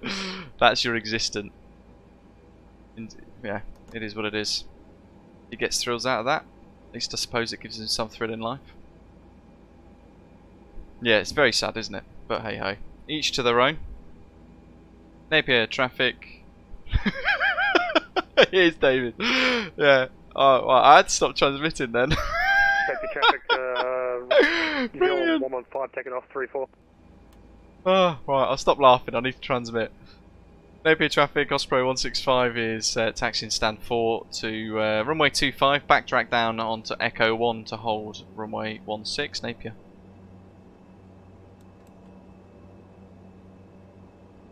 Oh, he's taking off the other way. That's a sim brief generated flight plan if I've ever seen one.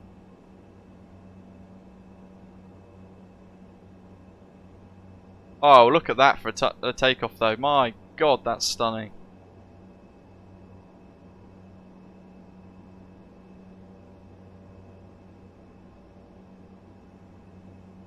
God, this really hates engine start, doesn't it? Or just trying to taxi on one engine, it just doesn't like it at all. Let's go feather. Let's just get engine 1 fired up.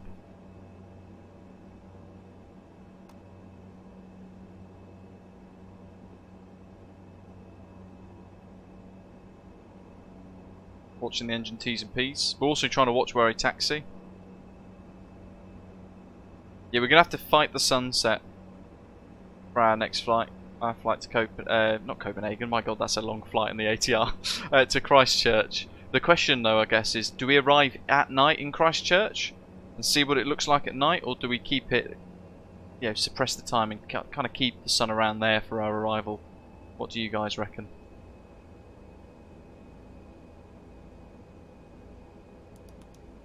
That's set. Overhead light, no white lights in the overhead. Takeoff. Configuration error. Interesting. Flight directors. Boost lock. Takeoff config test OK.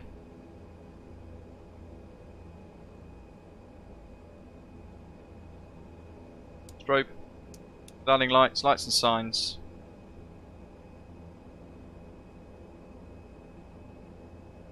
Backtrack on 25.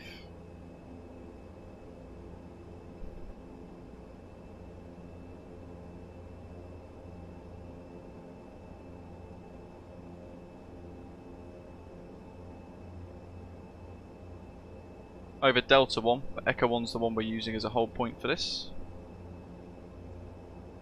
Yeah, Christchurch is pretty spectacular, isn't it? This is a beautiful scenery though from NZA. It's free. Perfect for the ATR. Literally what it's designed for. It's so good. Or well, more so the Dash 8 as well, I guess, which is also operated by New Zealand. Napier traffic Osprey 165 is backtrack runway 16 via Echo 1.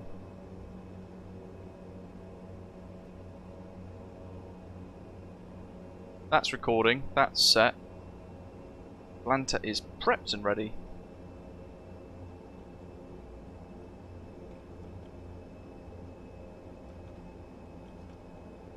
Should have really have done these a moment ago.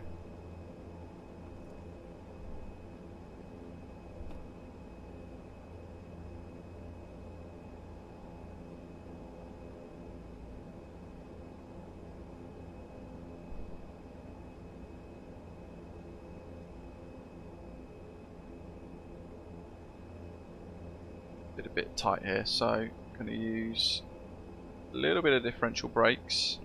A little bit of engine 1 power just to help keep the turn tight.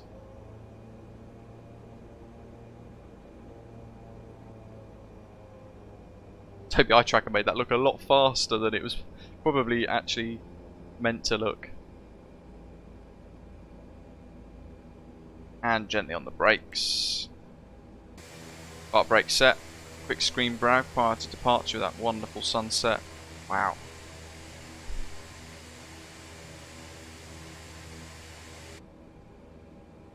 The reflection as well in the flight deck. My goodness. What have we got? So there we go. Control visualizer. Napier traffic Osprey 165 is taking off runway 16. Leaded 2. No SAM transition. A little bit of power first with the brakes held. Brakes off. Notch. Power set. Speed's alive. Ooh, a little wobbly there. I think we've got a bit of a crosswind. So a little bit of left stick and a bit of rudder.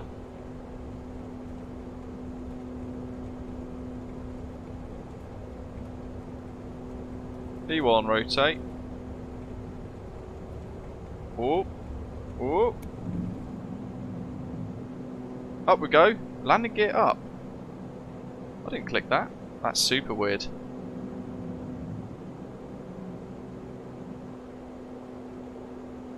Second we got wheels up there, that did that.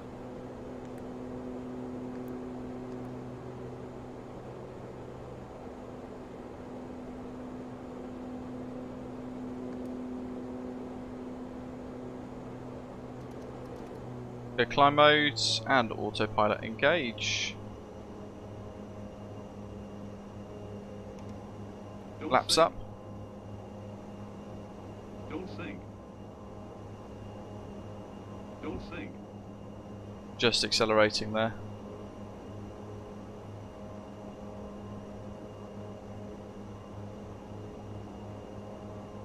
Climbing away.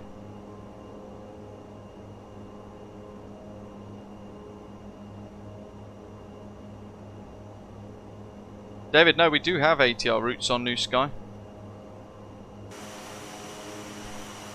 This isn't one of them, though. We do have the ability on New Sky to run free flight, which is what we're doing. Hello, David, welcome. But there are a number of routes all across the UK as our scheduled service in the ATR. I think we've got 6 ATRs in the Osprey fleet, to be honest. So it depends if they're all being used at the same time on scheduled services, then they will show as none available. But in the search for a route, if you just search for AT76, it should pop up. We've also got a couple of ATR42s in the fleet as well, operating very short feeder routes, Bristol to Liverpool and that sort of thing. Do we have any discontinuities? You know what I've forgotten as well? That's really naughty of me. Forgot to reset that.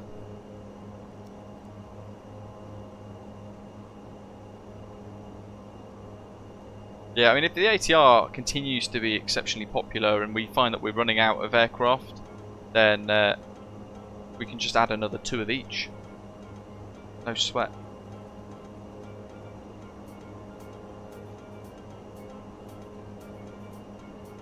But even if they're in use, David, if you want to fly a particular route, you can still go into free flight mode and select it anyway.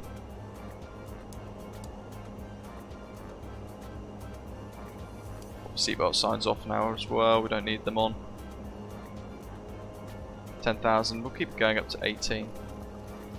Oh, there you go, thanks David. There is a daily ATR service as well between YYJ and YVR if you want to fly around in Canada.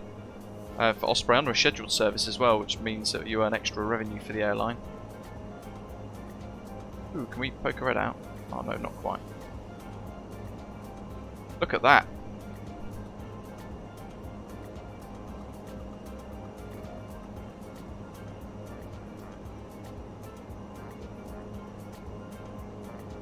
Ian says, is prop brake not disengaging a thing? I thought that was a bug that they solved, to be honest.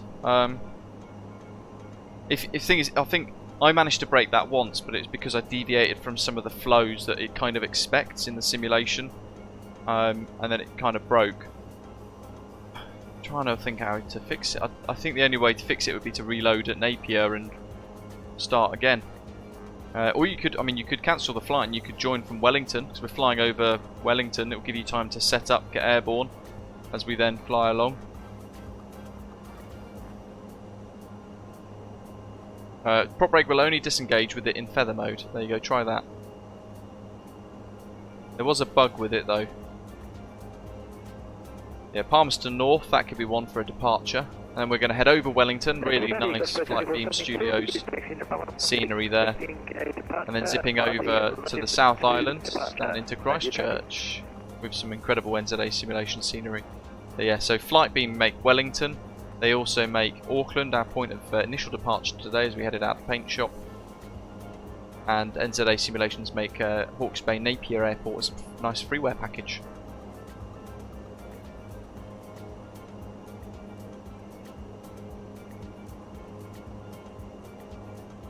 Ah, Ian, good stuff. Shut it down and restarted, no worries.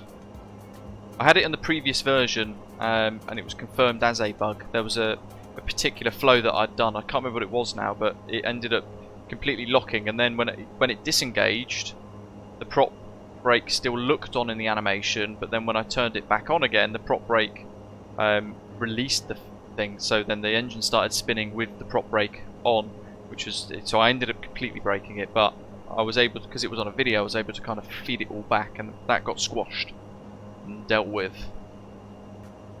7,400, such a slow climber this, but it does make it such great fun.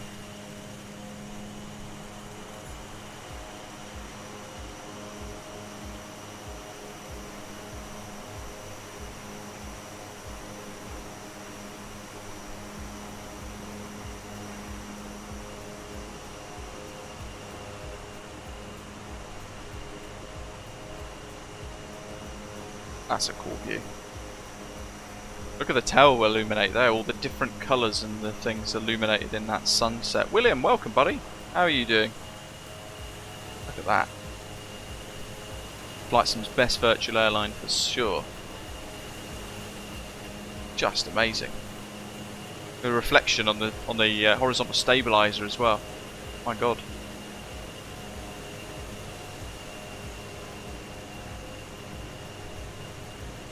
And thanks to Tapsy as well, he's allowed us to, well, allowed DamoDesigns to use the ATR cabin that we've got for Osprey Regional as well. So we've got that as a nice basic livery with Osprey inspired carpet and red strips and nice cushion cloths. All the good stuff. Critic says, I wish the ATR had more ground clearance. Tell that to the real pilots as well. I'm sure they wish the same. It's a bit of a handful. Landing lights can come off. It's still one of my favourite aircraft in the sim. It's so quirky, so unique, such good fun.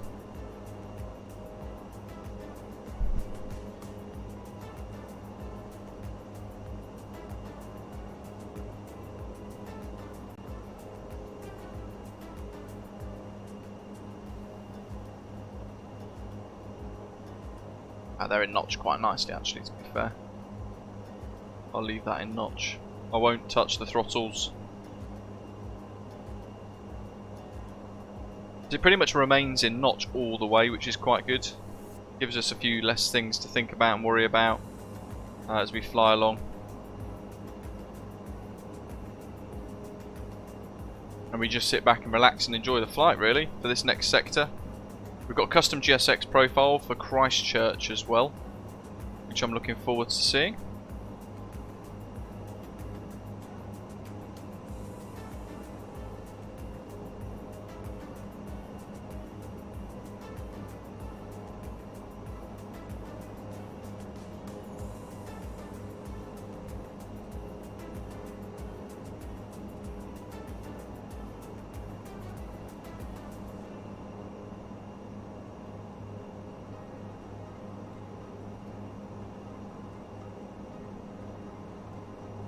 What is it airtime wise? Airtime 1 hour 27, block time 1 hour 55. Not too bad at all really then, is it? It is not very fast though, to be fair, yeah. Like you're saying, Christopher, yeah. Dash 8 certainly a lot faster. When that comes to the sim, that would be great.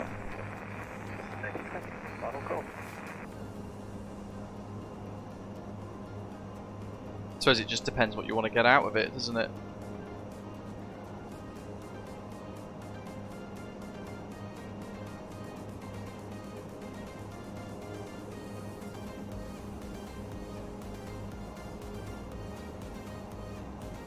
Oop. Wiggle wiggle.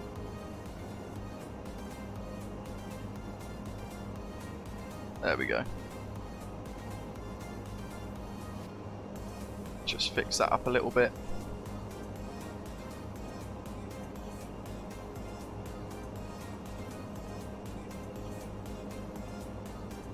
The crash 8. Can't wait for claps and gears on landing. Imagine if they simulate that. Would be good fun. Now, I don't think there's been any progress whatsoever about any sort of Dash 8s and things coming to the sim. By the way, PMDG, going back to that kind of big discussion the other day of Microsoft Flight Simulator 2024, PMDG have now come out saying that they're cautiously optimistic, basically, Very, very specific words that kind of have to be taken at face value, because they, along with all the other developers, don't know what the heck is going on really. They're just reading what we as the public and the end users of the sim are also reading. So they are trying to work it out like we are. And as of the 13th of June, so yesterday, Robert Randazzo put on their forums a really big update saying what impact does Microsoft announced MSFS 2024 version have on PMDG. In summary, it is huge. They've said none of the information we have been able to derive from publicly available sources lend us to believe that any change in our development agenda, product plans, pricing strategy or product release schedule is necessary, but with a very sharp asterisk on the following point: we're not a Microsoft partner, we do not get advanced information from Microsoft, we are currently evaluating this weekend's news drop by looking at the same information that's currently being provided to the public. It goes on into a lot more depth on the PMDG forum, so I do recommend you do have a little look and read through that. But they've said to keep any uninformed conjecture to a minimum, because there's been a lot of that, a lot of BS from various other content creators, kind of making a load of, well, they're just guessing, putting it into videos and actually fueling this kind of fear and frustration in the community. Not helpful. PMDG have said to keep any uninformed conjecture to a minimum. Here's a summary of things that have changed in our agenda based on this announcement from Microsoft. PMDG 737 for Microsoft Flight Simulator. No changes in development plans already announced. 777. No changes in development plans already announced. The DC6. No changes in development plans already announced. And the PMDG development agenda after the 777 release. No changes in development plans. I'll put my teeth in again. I'm reading this word for word because it is important that we say it how it's supposed to be said. PMDG's continued improvements to existing products, including our pending tablet update. No changes in development plans. And then they've kind of mopped up at the end and said invariably there will be many questions directed to minute details such as how will you manage to install onto platforms and other technical conversations. But please understand that PMDG are not in a position to answer those questions at this time, as we don't have sufficient knowledge or understanding of how Microsoft intends to manage this two parallel track methodology that they have announced, effectively having two sims available at the same time that they are also going to try and support at Microsoft. Once we get our hands on it, we can work out the details, but in the meantime enjoy the energy in the community and please refrain from arguing with each other in things that nobody has answers to.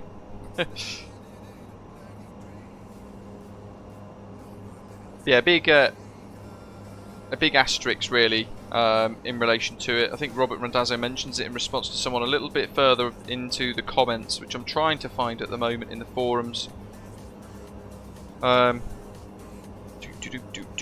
We are committed to forward compatibility with Microsoft Flight Simulator 2024, Robert Randazzo said at 11 minutes past 8 PM yesterday. And believe it is possible based on the limited information that we have provided, but we are asterisking the fact that Microsoft hasn't given anybody good, solid, clear information to assure us that our products will carry forward without a major rebuild. We don't believe it will be needed based upon what we have seen so far, but we don't know for certain, hence the caution, because no developer actually knows how compatible their product is going to be. So cautiously optimistic, trekking forwards really.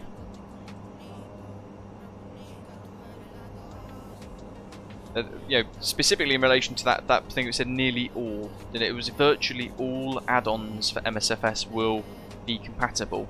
That is a very on the fence statement from Asobo and Microsoft's Flight Simulator team. And with that, Robert Randazzo further down in the forum post also says that there is a lingering worry about the nearly all DLC comment from Microsoft.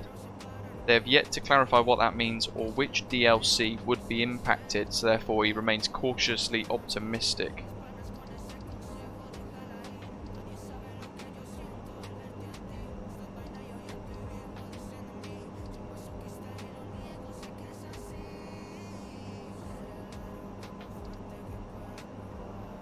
I mean, we have got a brand new flight sim to really look forwards to, but there are a lot of unknowns, a lot of questions left unanswered by, by Microsoft and others. So we're kind of trying to poke away at it all, work out what it all means.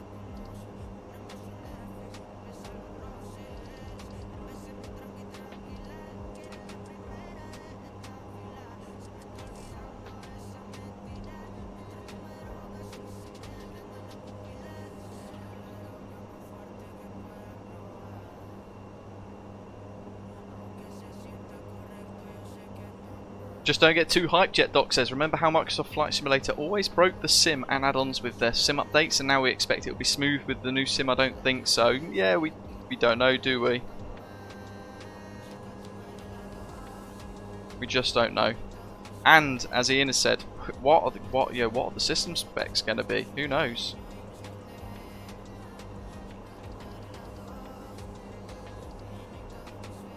There's just a lot left unanswered, isn't it? We kind of just left scratching our heads a little bit. Or is it scratching our heads and trying to rub our belly at the same time? I'm not sure. Probably the latter. That tends to be Microsoft Flight Simulator life, doesn't it? TCAS. 15 nautical miles, 2,500 above. It's going to be another ATR pilot.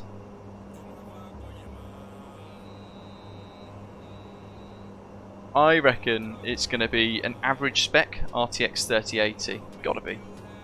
Alexander Mark 2, hello to you. In Sydney, good evening. 12 midnight for you. It is. It's even later in New Zealand, but alas, we've wound the time back artificially so that we can enjoy the fantastic scenery. We're kind of suppressing it actually and keeping this consistent twilight.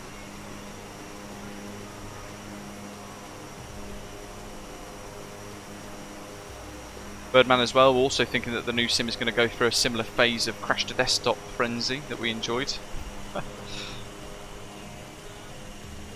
Yeah, Sim Update 5 particularly almost had that tattooed on my chest because it was so painful.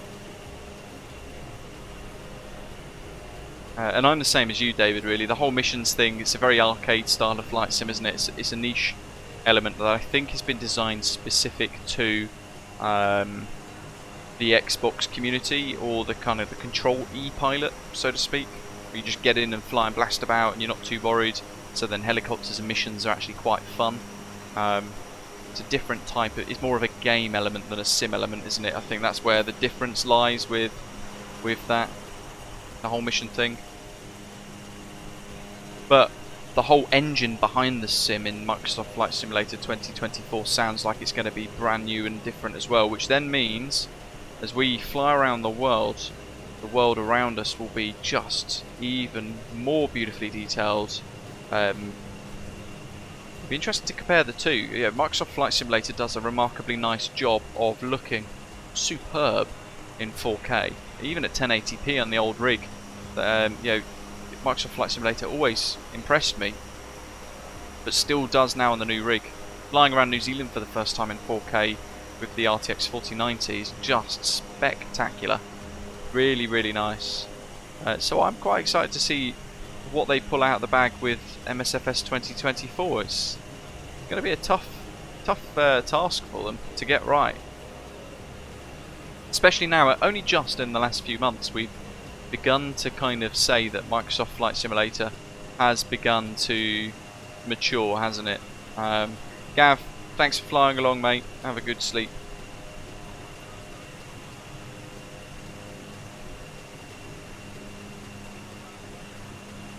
Who knows, Dirkster?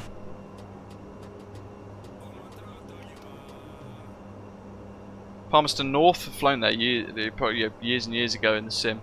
I think it's part of the Fly UK New Zealand tour. It's down there somewhere.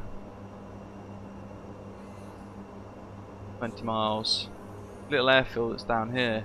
Trying to spot it.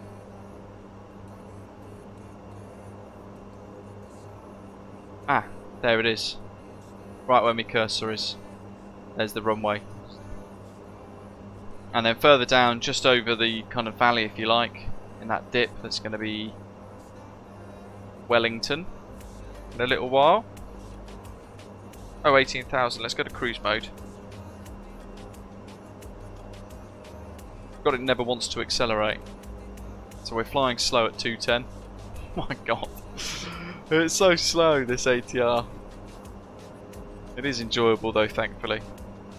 Cythera, good afternoon, welcome. Yeah, great to have you back, Gav. David, same. An eye-watering sum of money when we think about it, really. But a lot of developers so far have all committed to free updates, which is fantastic.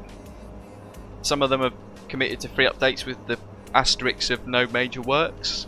I think Latin VFR was one of those, saying that providing there's no major work that needs to be done, then it will be updated for free.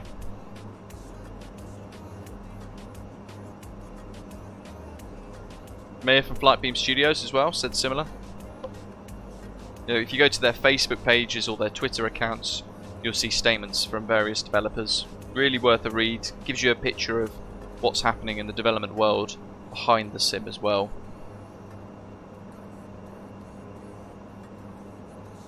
With the rather sudden news that we had.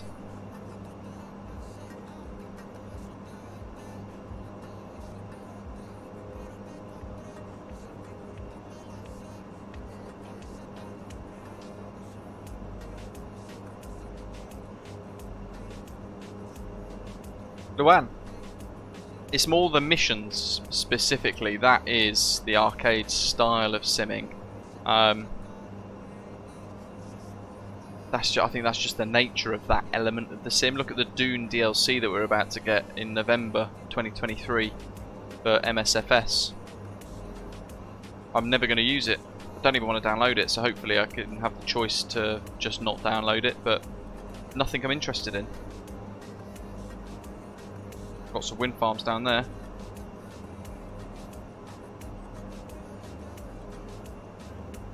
Graham, that's a good question. Has Just Flight said anything? You know, I don't know. Let me go on their website.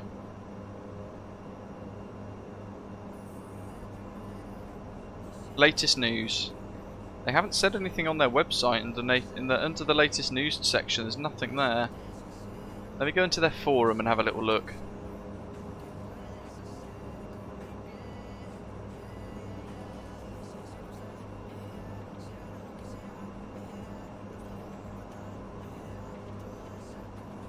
Ninth of March. No, I mean the forum's pretty dead, to be honest. General discussion.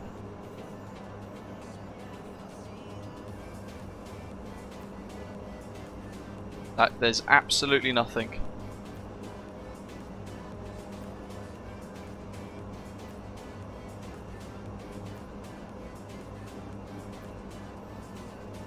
Interesting. So one major developer really that's not come out and said anything at the time.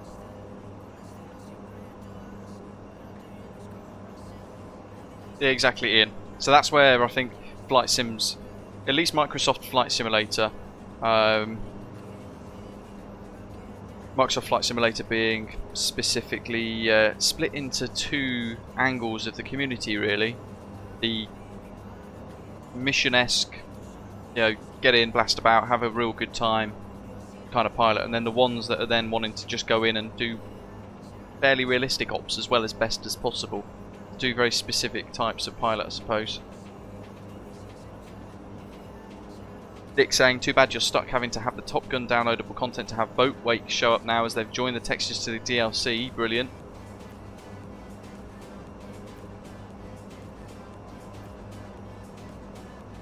Voita, hello to you, saying Microsoft Flight Simulator with GSX, on air, Navigraph, all work fine by me. Not seeing the need to upgrade to the new sim. Yam, welcome. Yeah, I mean, some people just stick with Microsoft Flight Simulator 2020. The one thing that we've got to think about as well is MSFS 2024 is now due next year, but in 2027 we're probably going to have an announcement for Microsoft Flight Simulator 2028 as well, if it follows a similar cycle to previous Microsoft Flight Simulator products. So who knows? But I would imagine that one would be the expensive one, because we're going to have to pay to buy everything all over again for what would be effectively branded as a new sim completely, requiring us to buy all our add-ons again, which will be quite frustrating, no doubt. So I might end up getting Microsoft Flight Simulator 2024 and then sticking with it for the foreseeable future, at least while I'm simming. Wow, look at that! That's incredible, that beam of light shining off the wing. My god.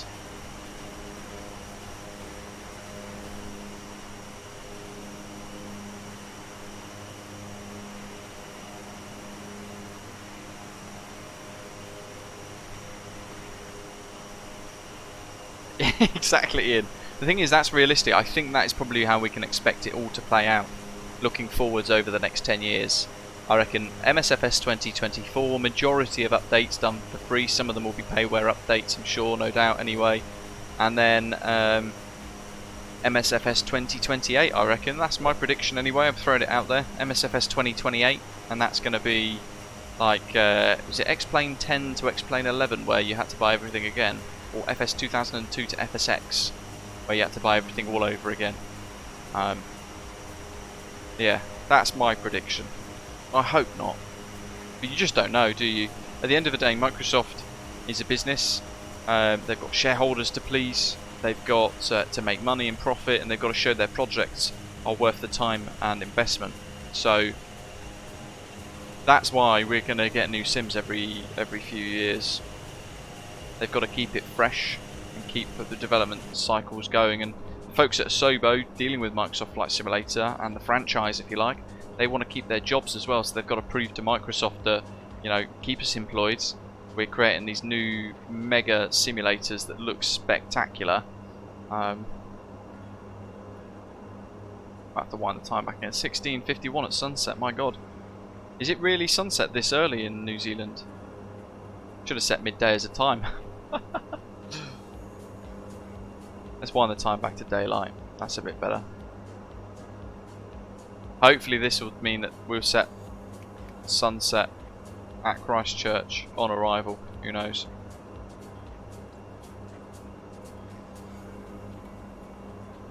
But yeah, winter. Good point. Good point.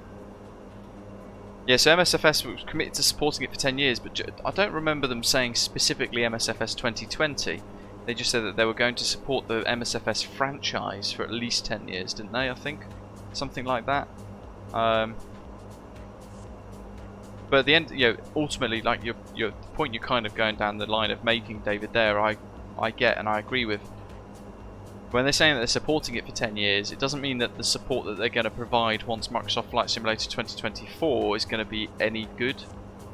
It might be consistent enough to release a couple of updates, keep it going, maybe release a few new things, patch a couple of bits. That's still supporting Microsoft Flight Simulator 2020 technically, isn't it? So it's in their business interest to try and sway everybody into moving across to MSFS 2024. That's ultimately what they're going to want all of us to do.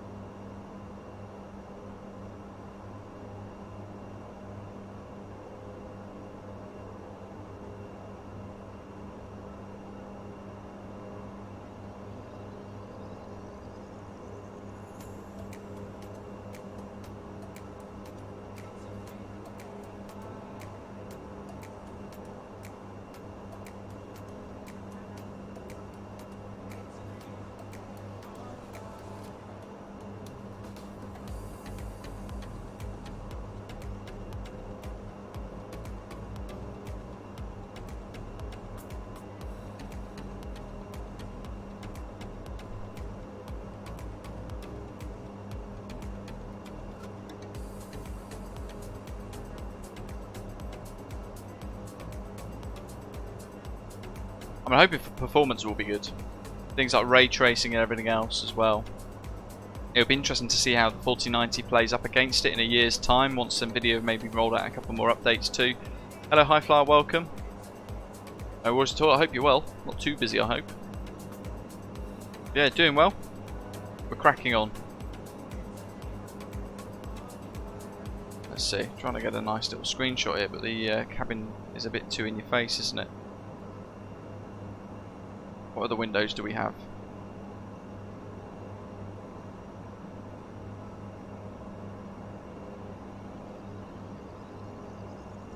Very nice.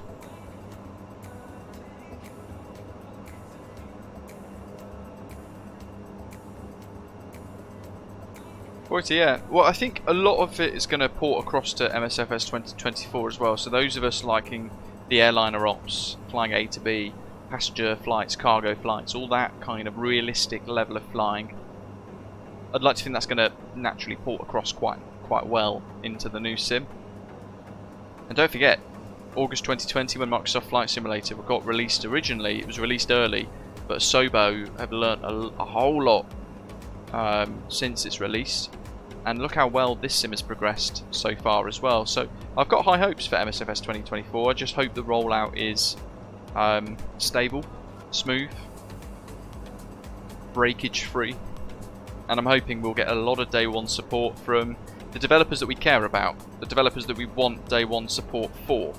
You know, PMDG, Phoenix, Fly-by-Wire, Just Flight, and all of the scenery developers as well, NZA Design, Pyre Devco, all the rest on the list as well. We've got so many to name, haven't we? Can't name them all.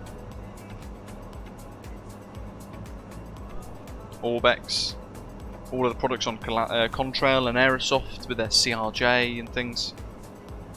Hopefully their A330 as well, but that does look like they are involved in MSFS 2024.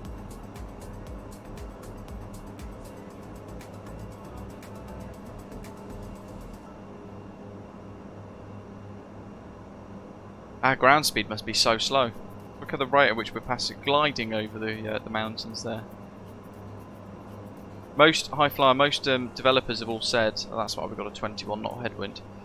Ground speed of only 259 knots. Poor little thing. Most developers have come out and said that they are supporting it. There's Wellington, and there's the South Island for the first time today. Visible and ahead of us. So we are about a third of the way now to Christchurch. Wellington's beautiful as well. I need to fly into Wellington in the ATR. Always good fun.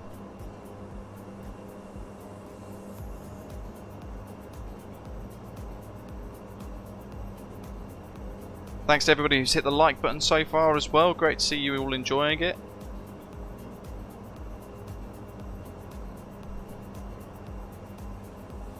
It's absolute bacon here, so bear with me. I'll be back in literally about 2 minutes. I'm going to go refill my pint of water to stay hydrated, because this RTX4090 is jetting out red hot air and I have no air conditioning in this room. So bear with me. I'm going to go and stay hydrated, fill up the cup, and then come back and check the dog as well.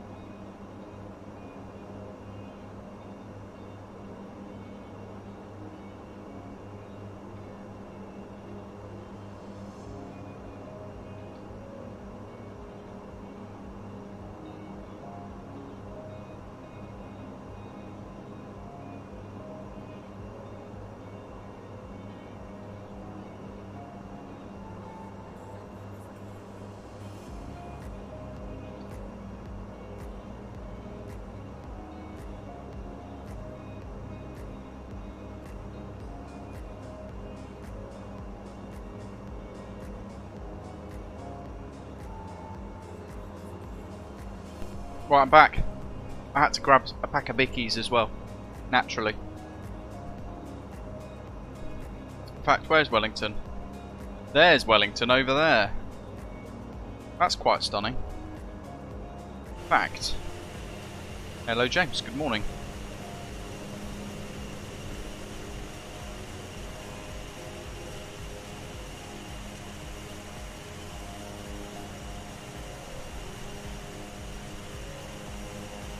Very nice. High fly, yeah, hopefully that'll be minimum spec so you can still run it a little bit, but it will also, I suppose, influence your decision whether or not to upgrade to the new Microsoft Flight Simulator 2024 or not. Yeah.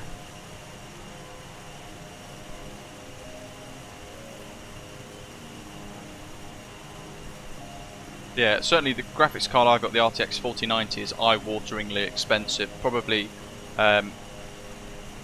unrealistically expensive. OTT on the price, to be fair, as well. As Kevin has said, you're better off waiting for some of these to come down in price. So by the time Microsoft Flight Simulator 2024 arrives, we're probably going to have the RTX4090 available, which will have all the latest stuff. So at that point, the RTX 4090 will be much, much cheaper. Yeah,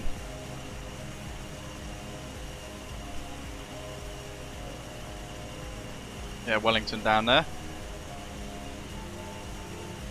Really cool scenery at Wellington.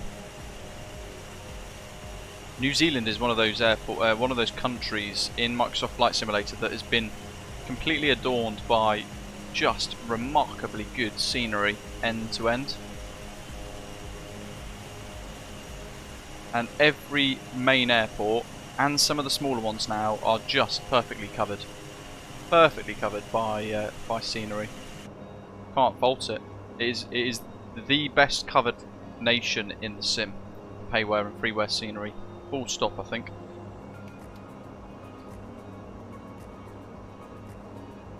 Birdman. Yeah. Insane levels of heat, right? I'm actually thinking of buying a second air conditioning unit, but the one that I've bought, which I've now carried to the bedroom and fitted to the window and stuff, a portable one, £700. Eye-watering money.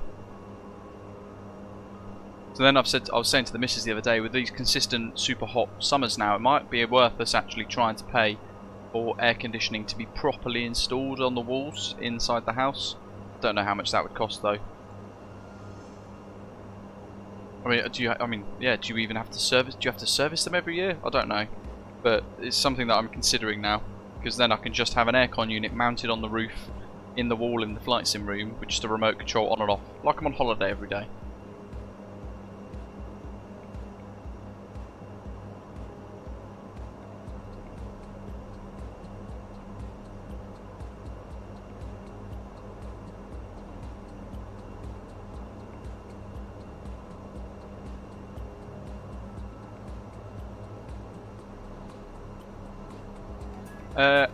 That's a good question. I don't know.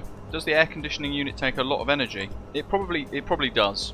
I purposely don't look at the price of my energy at the end of the month, just because it's likely to be very expensive with the air conditioning unit on most of the night.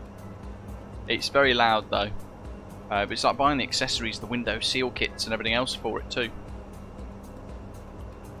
Nick, that's pretty good. Air conditioning units in the UK are just not a done thing. I think the nearest we've got is like HVAC systems now, that they are starting to creep into properties, but we are massively playing catch up with that sort of thing. I mean, we just resist it for some reason, I don't know why.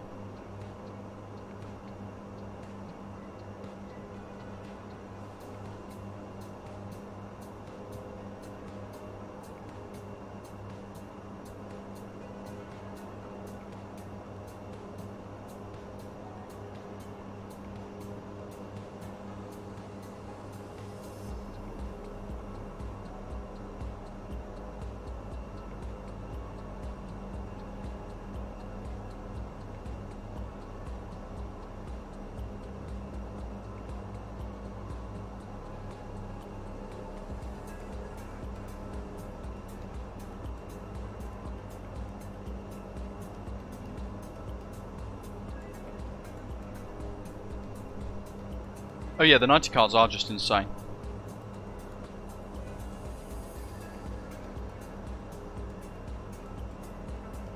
I'll note the end there though, some streamers buy them because it pushes viewership up.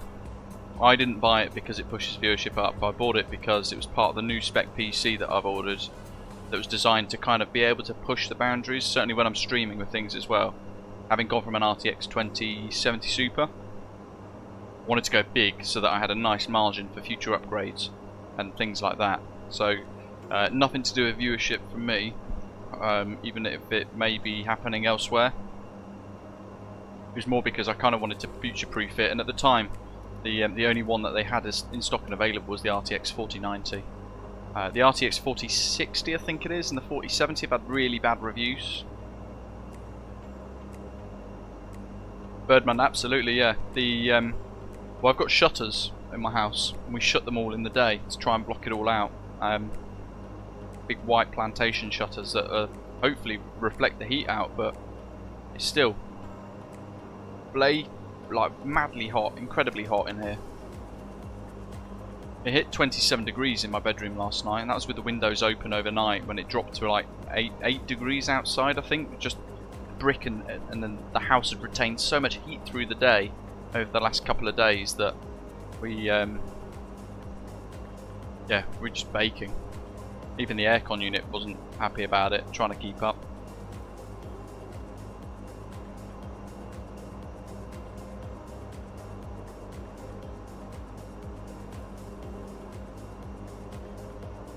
Yeah, but that's just a problem people are going to have to work out, Christopher. That's why I kind of avoid performance-related videos. And if I mention performance in any sceneries, I mention that I'm in an RTX4090, so your results are going to be very different if you're using a different style and type of GPU entirely.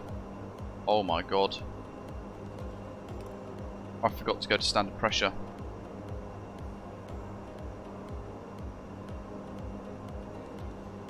Definitely going to have lost points there on New Sky. No 10 today.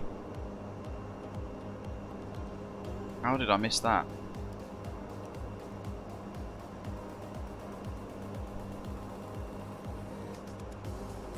Pilot over there somewhere apparently.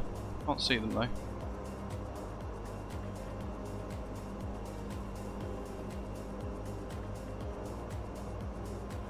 There's the North Island, sorry, the South Island.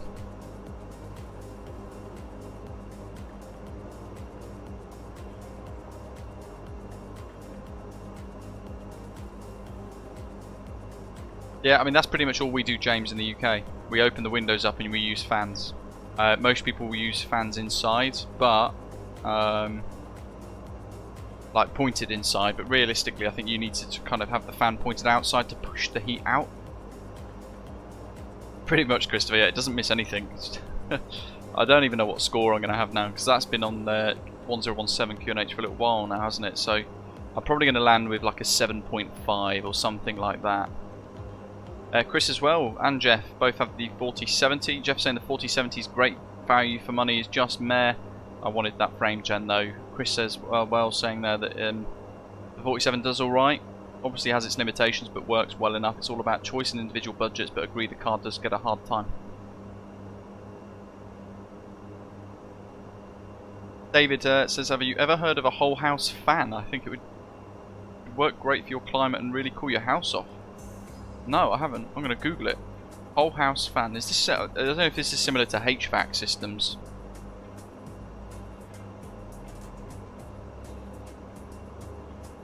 Home cert. How to install a whole house fan?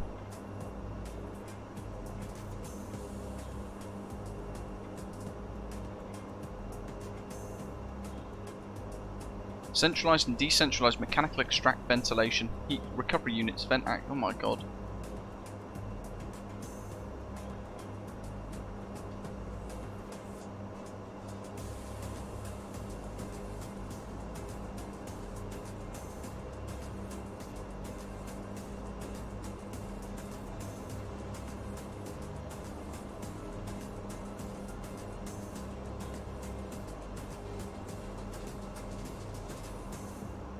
I wouldn't even know where to start with that. All in one package MBS.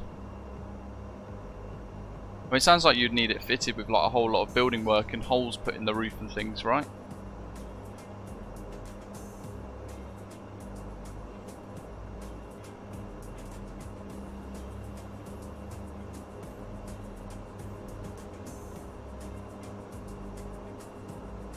Trying to say my 1650 Super is good as well. Yeah, I'm hoping that will still be okay for MSFS 2024.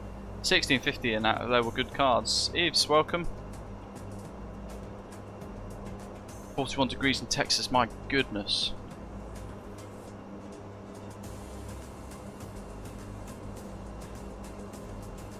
Ian says also have a look at Whirly rooftop fan. It pulls the heat out of the roof cavity. My god. You see, I thought we just pretty much had HVAC as an option, but it seems like there are even more. Ian says no power required as well. See, it's a bit difficult with my new house. We've got these like roof tiles called smart tiles or something. So it's basically a prefabricated roof tile slat thing, and within the whole panel there's the insulation, all the different layers of insulation and the structure for the roof, all bolted on together to create one massive loft, one massive sealed unit, and then they tile on top of that. Smart panels. They're like a new thing, but everybody in the UK is now using them to build houses. But apparently it's more efficient and saves time and money for the builders.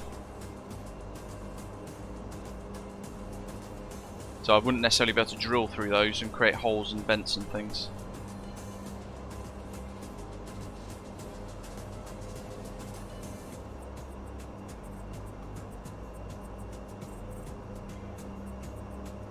HVAC systems could be a good one.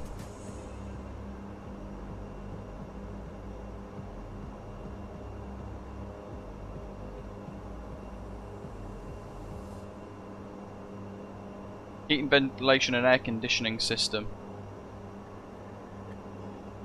Because that will then help in winter as well.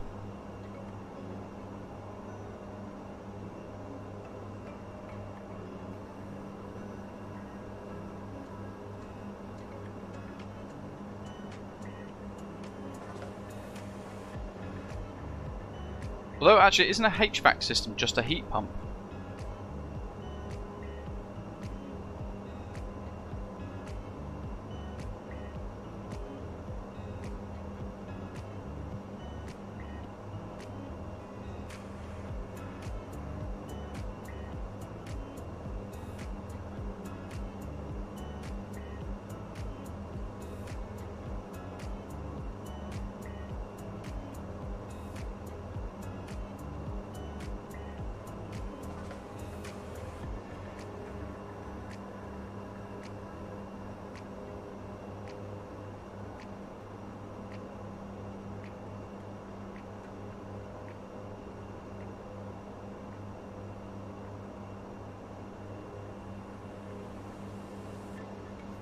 Living on a Player says our HVAC system just circulate air. They bring the fresh air in and suck out the dirty air. Right, so that probably wouldn't then help with cooling, would it? Right towards the end, through the summer and things like that. The UK at the minute is kind of trying to push for heat pumps. That's kind of where they're going at the minute, but it just requires an insane amount of upgrades really, because most of the pipes apparently are the wrong size in the UK for heat pumps, so you then have to pay for all of your pipes in the whole house to be upgraded to 22mm.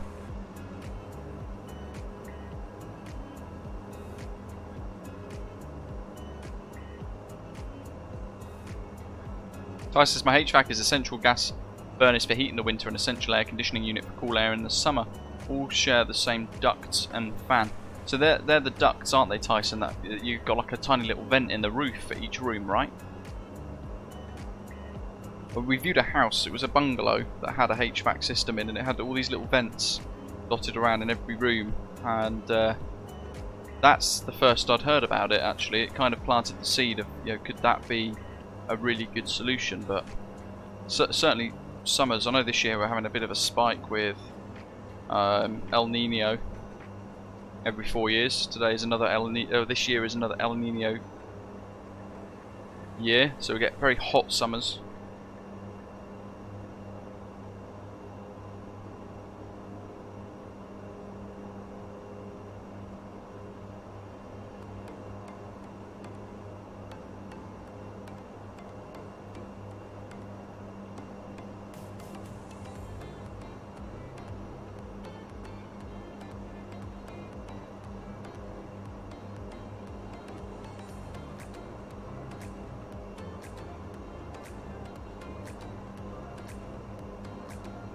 Yeah, that sounds very expensive, getting all the ducts and everything put in.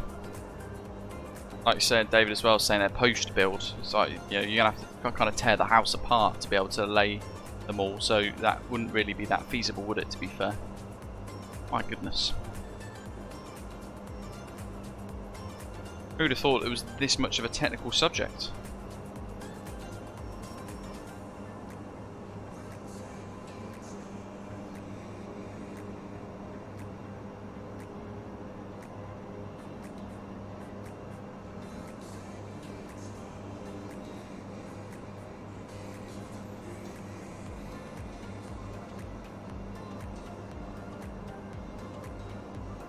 Over the halfway point now. A mini split would be more cost effective. Just install them in 1 or 2 rooms and you're good. No duct work needed. Absolutely, never is as easy as the brochure says it is. I mean, that's one of the considerations of my mum's house, with trying to work out how to sort that out. Her boiler before she passed away. Her boiler's old, but the hot water tank's very broken, so we've had to isolate all of the gas and electric to the house effectively, because my brother found that her hot water tank was at 170 degrees or something, which is insane. Way too hot. So we've had to isolate everything, turn it all off. And that therefore means we're going to have to replace the header tank, the hot water cylinder, the new boiler as well. We're going to have to get a new boiler, and we've kind of thought, do we get a heat pump for that house instead and sell it with that? But that might just be a little bit more expensive. And I don't think people in the UK really kind of understand how to install them properly, maybe still. I don't know.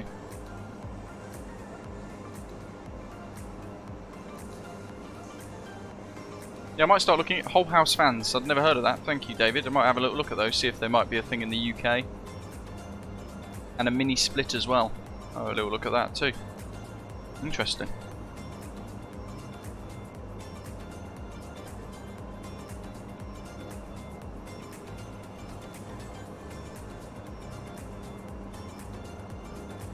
Exactly, Birdman. Rock and a hard place, isn't it? You spend the money to something you're going to use for like 2 or 3 months. You want to make sure you kind of don't see it for the rest of the year.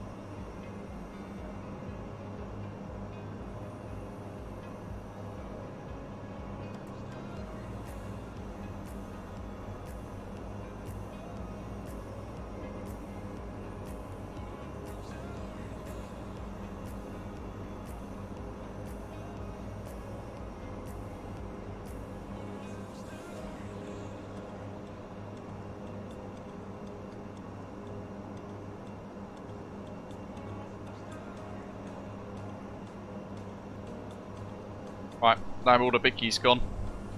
Tasty. Super cheap jam and cream biscuits. They're not even that great. They just taste nice.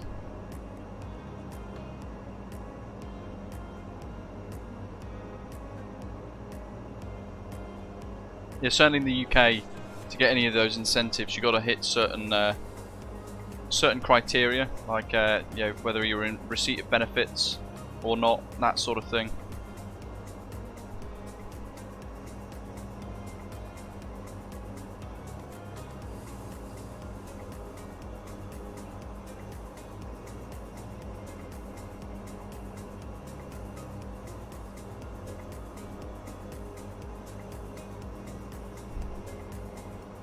Right, top of descent in 60 miles. So now let's think about the arrival.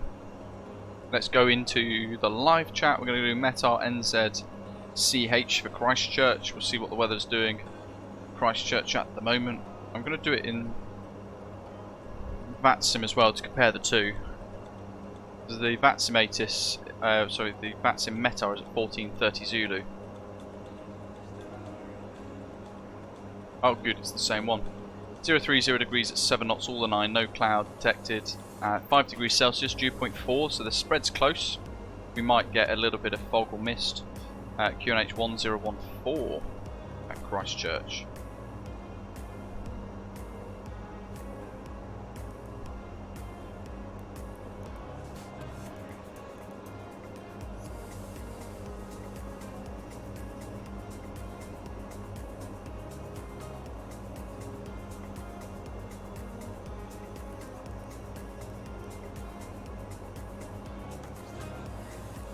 Oh my god. What am I doing? There we go, next. 1014. There we go, and transition altitude 15,000.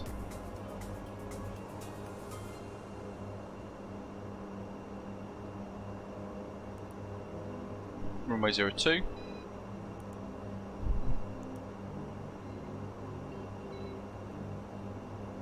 Nav then, so let's have a look. Charts. We are expecting ILS 02 in from Messick at or above 11,000 feet, Cabgo at 6,000, Gukam at 5,000, Gompi max 210 knots at 3,000, then turning into Albad, and then turning on final. Inbound course of 016 degrees, and we've got Christchurch VOR 1153, and then the ILS frequency of 109.9 to tune in. Minimums 323, and that'll do. Missed approach is track 016 degrees to 2.5 DME from the CH VOR, then turn right and intercept outbound radial from the CH VOR 031 degrees to Mibot, mandatory 4,000 feet, max 210 knots. Awesome. So let's tune that. VOR 1153.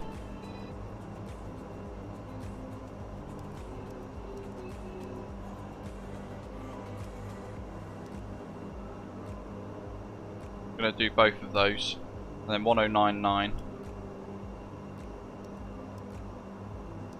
Enter. 1099. Enter. Set.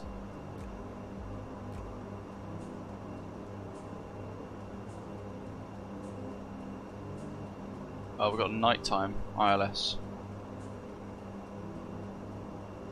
Minimums we can set 323, and then vacating. To be honest, I reckon we'll probably vacate Alpha 5 there. What's the 1 mean? Cool, that's fine then. Yeah, so we could vacate Alpha 5. If not, we'll just roll on out to Alpha 4 over the hold. And then taxi to the gates, gate 14, which is all the way around there. Happy days. We get to watch I think a walk-in for the passengers at the end.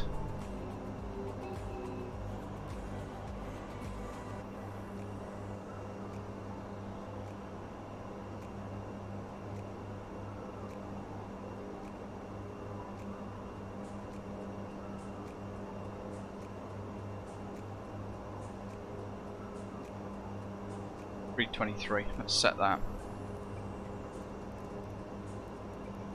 So 323, the nearest rounding up is 330. We'll select that one instead. Top of descent's moved. Interesting.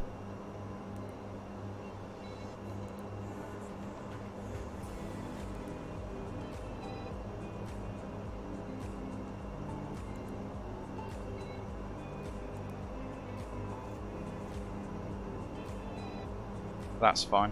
We're making good progress.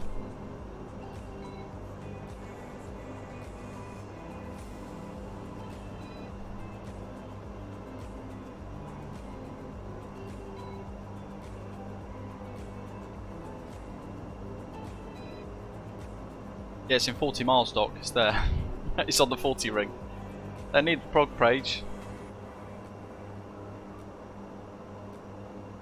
There you go, 439 nautical miles, 11 minutes. Go Saz.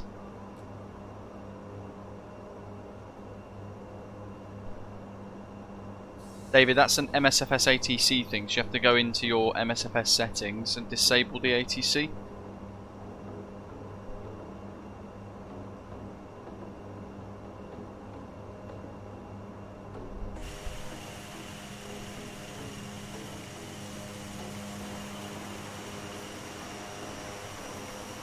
What we got? There we go. Happy days. Let's get that zoom sorted out, ready.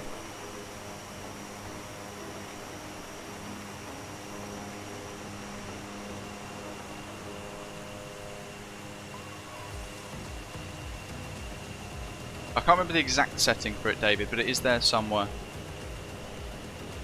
Yeah, 1228 is like a Microsoft Flight Simulator ATIS information frequency for some reason.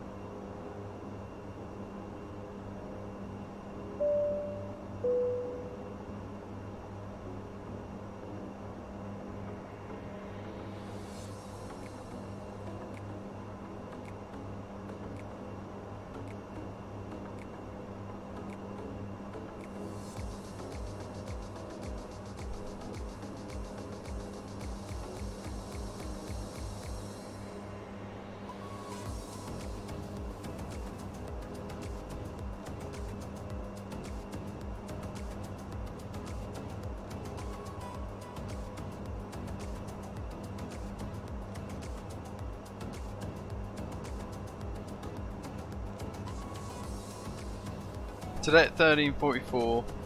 Right, any chance my recent flight could be deleted?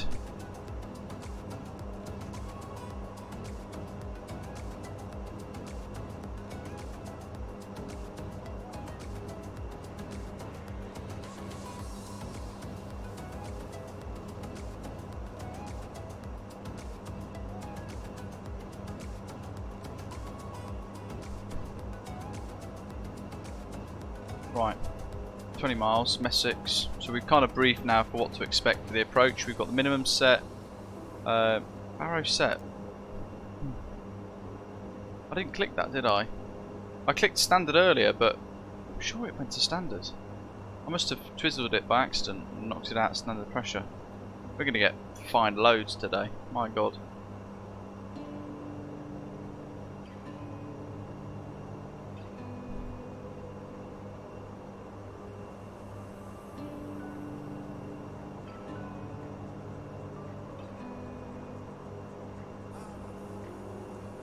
Chris, welcome on board. Thanks for subscribing to the channel.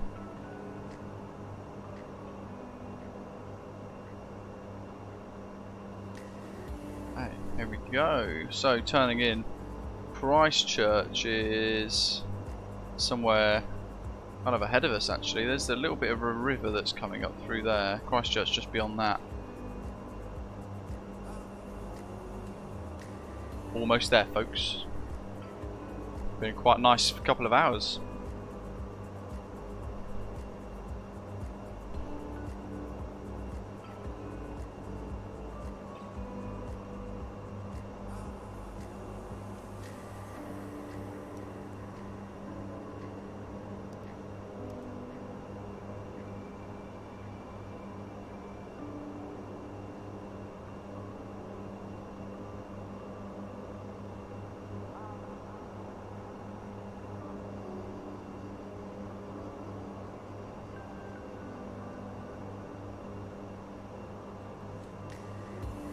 It's struggled, hasn't it? We've burned off a load of fuel, but it's really struggled to even get close to the speed bug that we were targeting. Bearing in mind we've kept it in notch the whole time, best place for it.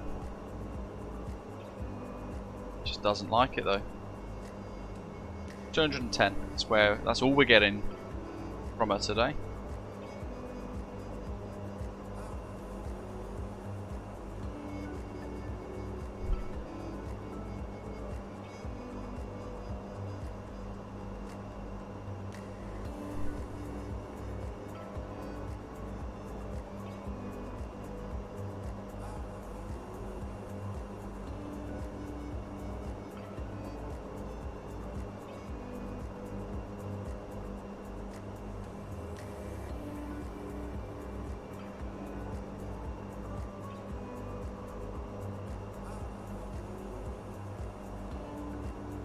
A little sit rep just before we hit top of descent. Atlanta. So we've got Energy in the 115 ahead of us. Got any screenshots, I wonder? No. Ian as well, Osprey 2472.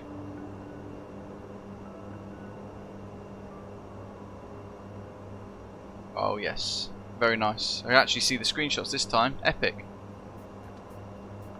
That's a cool one.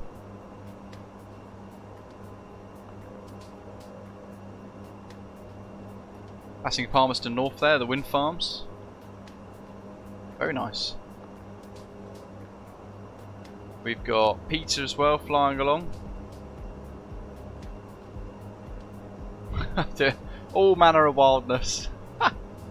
Love it. That's it, good old Queenstown down there. Good old firm favourite of the flight sim world.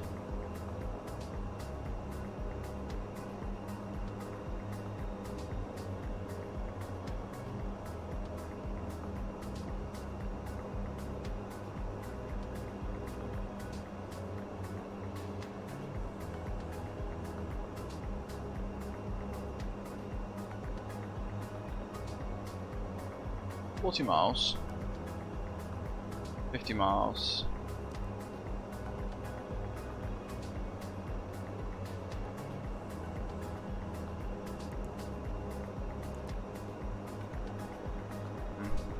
Let's see if top of descent is any good. We'll leave it in VNAV for descent.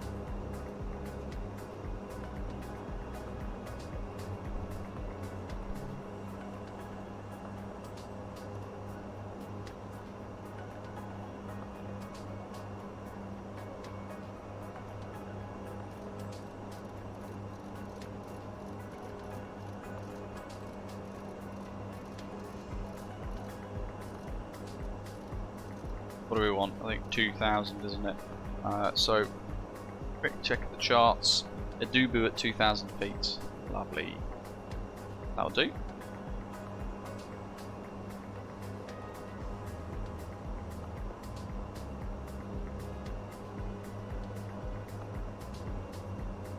LNAV. VNAV path.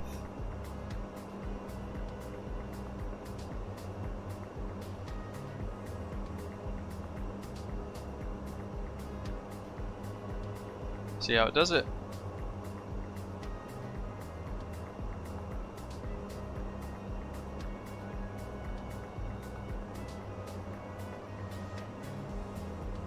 That's Christchurch Airport there, I think.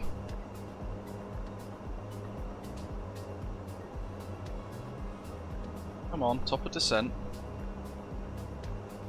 There we go. Oh my goodness, look at that. Boom, nose down.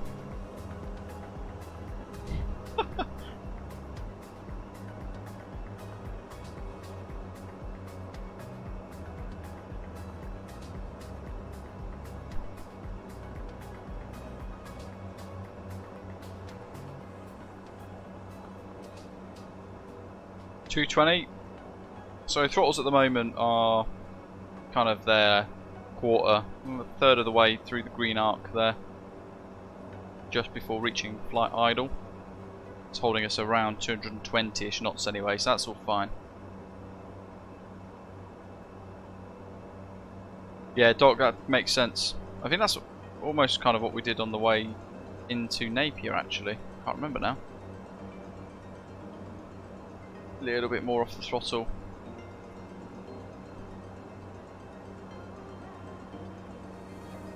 Near to flight idle now.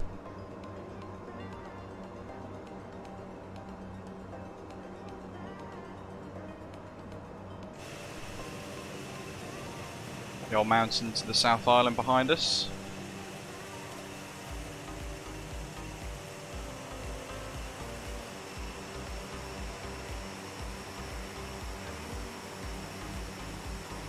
That QNH was it 1014, wasn't it?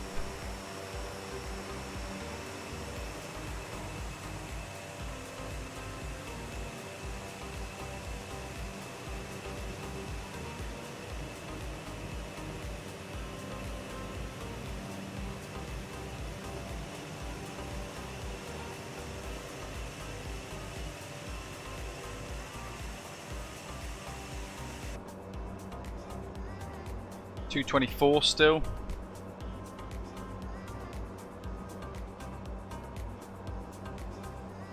Ooh, Sims froze. Oh, we're back. That's loading in Christchurch Airport scenery then, it must be.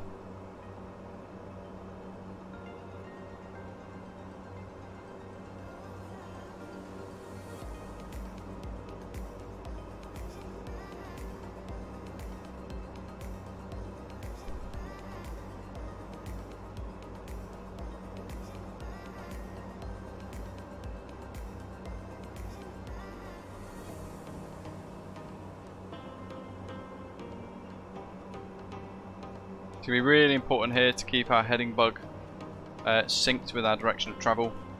We're going to need to go to that pretty much just kind of before or just after Gompy there, because we're going to have to flick across to VILS1 for the ILS approach. So we did an LNAV only RNAV approach into Napier, but we actually hand flew the approach manually instead because it was much nicer and a little bit more challenging that way. And this time now we're going to enjoy a nice ILS approach. Just going to whizzle the time forward a tad just for that sunset as promised. As we descend, that's going to kind of descend with us as well behind the mountains, so hopefully we've timed that right. Stunning though. But we go to this view. Oh no, wrong side of the aeroplane. There you go, look at that.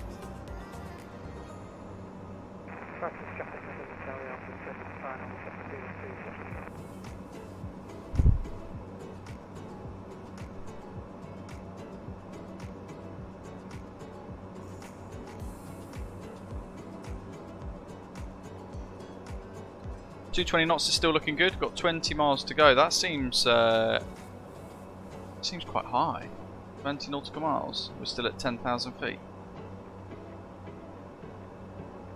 There's the airport.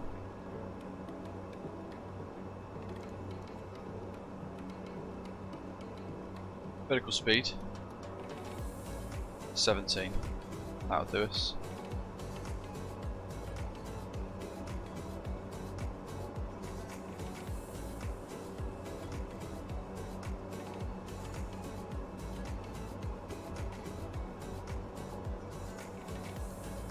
Monster 14 for the local QNH.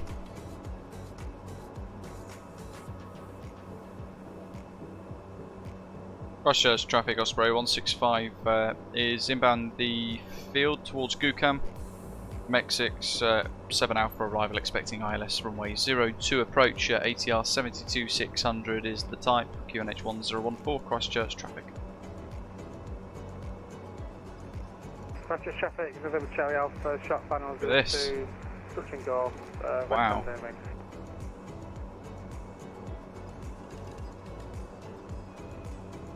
Incredible.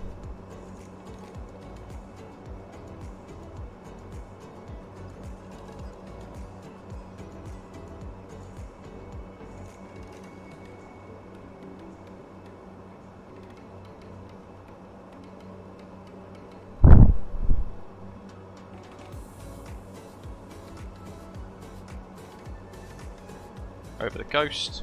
Let's do this. Still look very high though.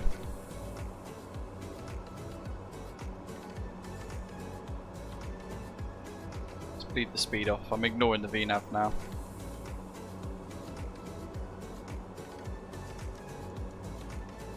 Bring the range ring in. So I'm going to go heading push sync, heading mode active, VILS mode, and then we're looking at 016 for the inbound course. It's course 230 there though, and that's also the wrong frequency, so we're going to flick the ILS modes across. Course 230 still, we don't want that, so we need to change it to 016.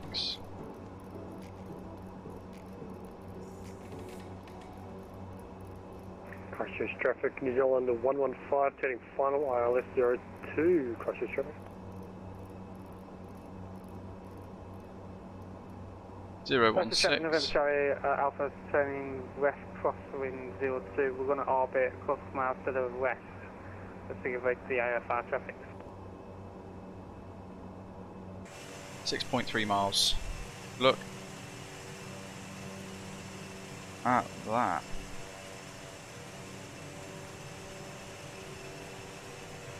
There's the airport.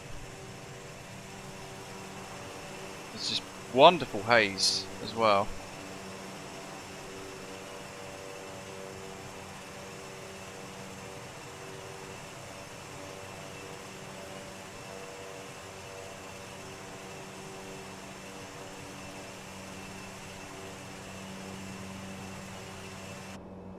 How are we doing? 180 knots.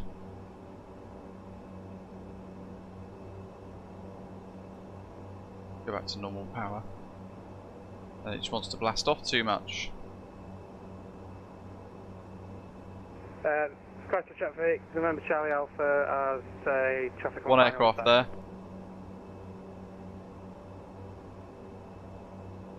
That's the Air New Zealand aircraft. So maintaining separation with him, but we've got enough separation there. Look at the, I love the fact we get to see the green nav lights now.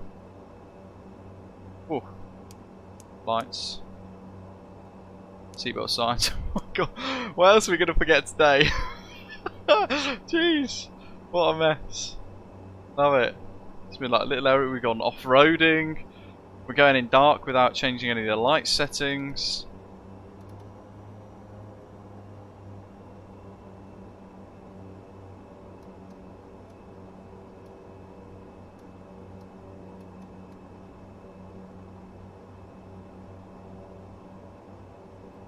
New Zealand 115 on final 8 miles, Christchurch traffic.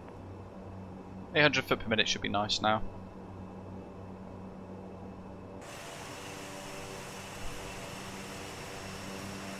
Yeah.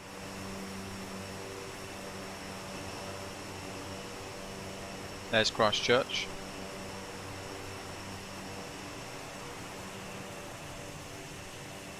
So good. Hitesh, go to the MSFS weight and balance menu. So things like the PMDG aircraft, you don't want to do that. But in this you have to. So you go into the weight and balance tab of the aircraft, and that way you can set the fuel and payload there. You try and get it as close as possible to match the OFP that you've got on SimBrief. That's kind of the only way you can do it, really.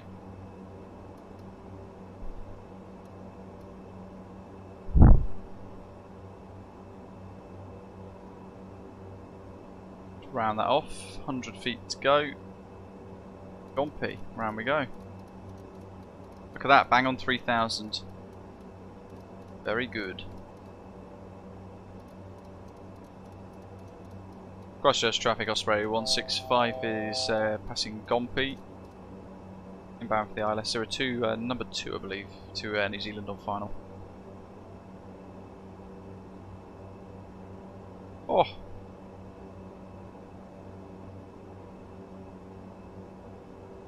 Oh wow. Christchurch traffic was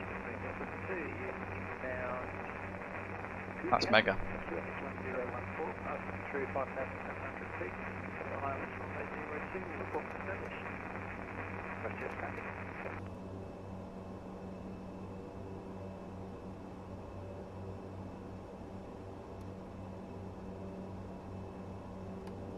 So, flat 15. November Charlie Alpha is opting about 5 miles west of the aerodrome of visual of all three aircraft. That's cool, David. I didn't know that actually. Share that on Discord if you get a chance. And then, Hitesh, if you're in our Discord server, then there might be a link to flightsim.to widget there.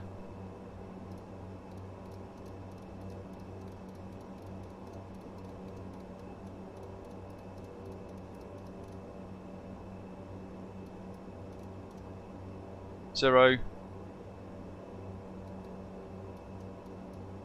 356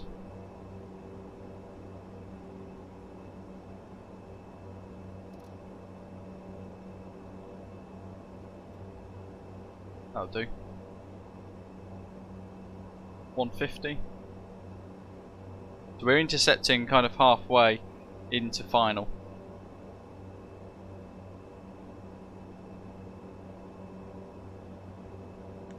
Approach mode active.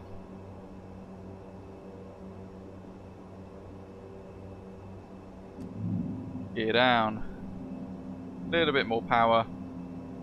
Through 150 for flap 30. Christchurch traffic Osprey 165 is 6 mile final ILS 02.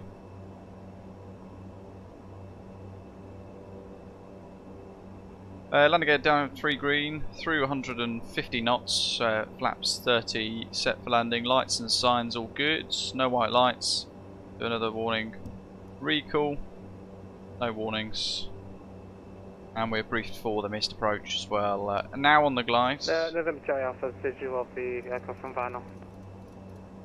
Missed approach altitude set or altitude set heading select set, reduce to final approach speeds. While it's doing that,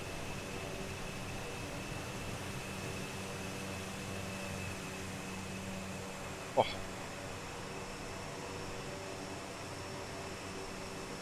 Look at that. Fantastic.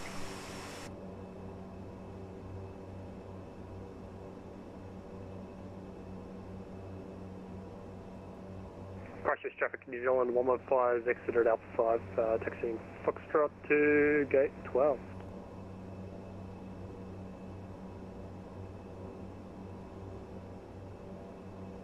We've got approach. Yeah, approach mode is active, good. My controls.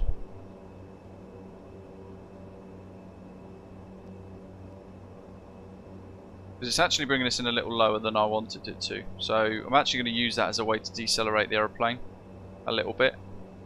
I'm also going to use a little bit of power to reduce our rate of descent.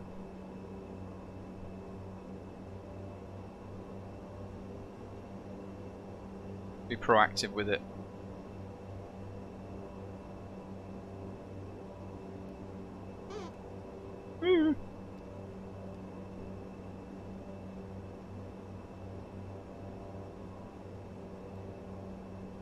Your damper off.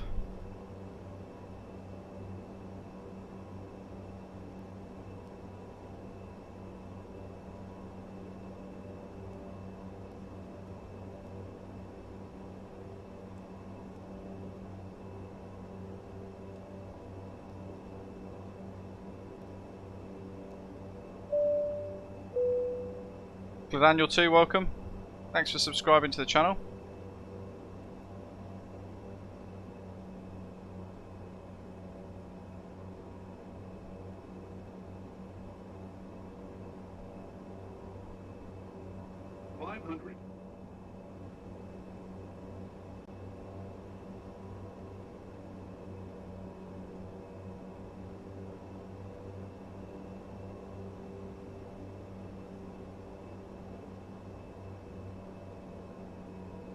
Approaching minimum.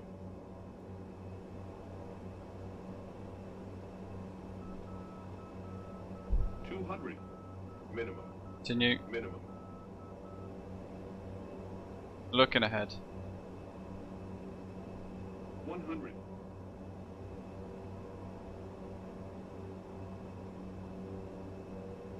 50. 40. 30. Idle. 20. 10. Down. Gently down on the nose. Pushing forwards on the stick and some light manual brakes.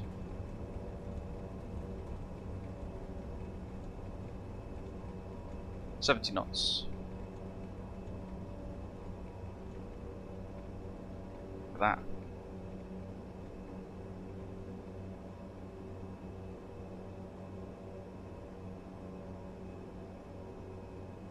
Ta-da! We're okay, Alpha 3 think it is, isn't it? What we planned for earlier. Alpha 5. Christchurch traffic, Osprey 165 has vacated Alpha 5, taxiing to gate 14 by Foxtrot.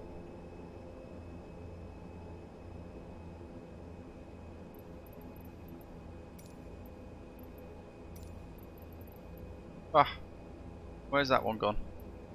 Got 15.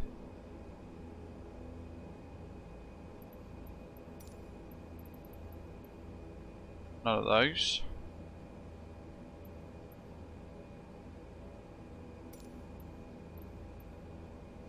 None of those.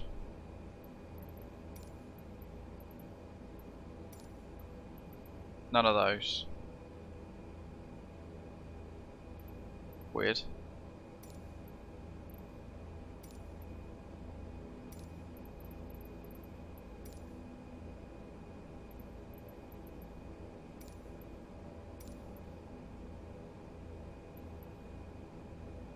Gate 15 will do. So, landing lights, strobe.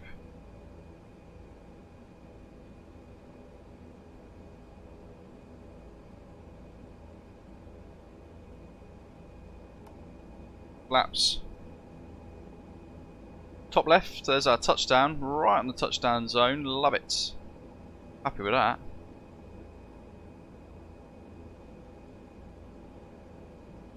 We'll keep the momentum going as well. We're going to go condition lever 1 feather. 15. Oh my god. Christchurch traffic, Osprey 2472, sending on to final for runway 02. Christchurch traffic. Almost missed it then. Taxi lights off.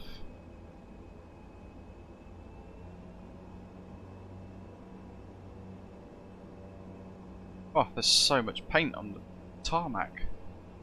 14 Echo, 15 Whiskey. I don't even know. Oh, there's me marshaller. Okay, got it. Right, yeah. Lovely job. Hitesh, have a look at my Parallel 42 Flow Pro video. It will answer that exact question.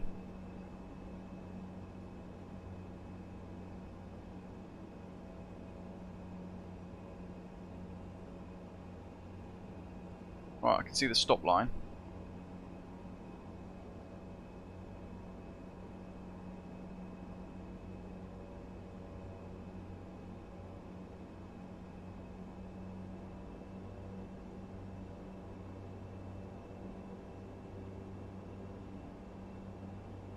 And we have visual of the aircraft off plan.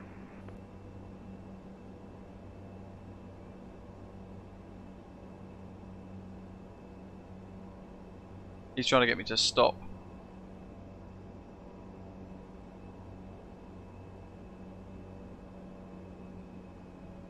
Ooh. Ooh. Bar brake. Set. Look at that. I've done it before. Even the Christchurch Airport fire guys come out to say hello. That's off. Just lock. Condition lever. Auto. Prop brake. On. Ready. Green. Blue. Beacon. Seatbelts. Aircraft. Jock. Doors. So much to do. We're going to zip out of here very quickly because we've got one on short final. Christchurch traffic, November Charlie Alpha, turning final 02, full stop landing. I'm going to go GSX. The boarding requested. Boarding. Cool. Right, there we go. We're in position. So boarding is, the deboarding is in progress now.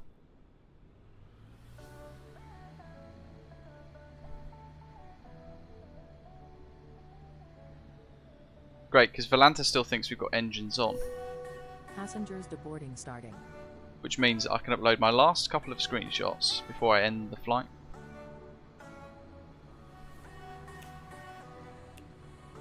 Here he comes.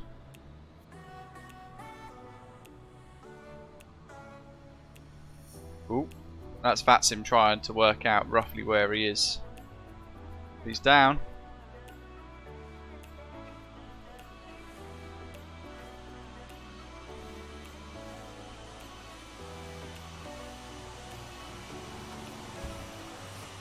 Ta-da! Nicely done. This is one of my favourite sceneries in MSFS. So cool. Look at that. Big old C-17 over there.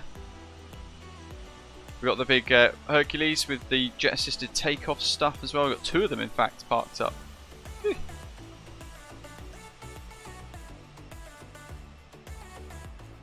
It's a spectacular bit of scenery from NZA Simulations. Osprey 2472 is exit the runway at runway 29 and we'll exit and taxi along Alpha to the gate. Oop, I'll do that. Traffic. And Christchurch traffic, November Charlie Alpha, sharp funnel, 02 for stop landing. Look at that. So we're going to finish deboarding or disembarking, getting rid of the cargo and everything else. The logo lights look stunning on that tail with a reflection, don't they? End the flight on Volanta.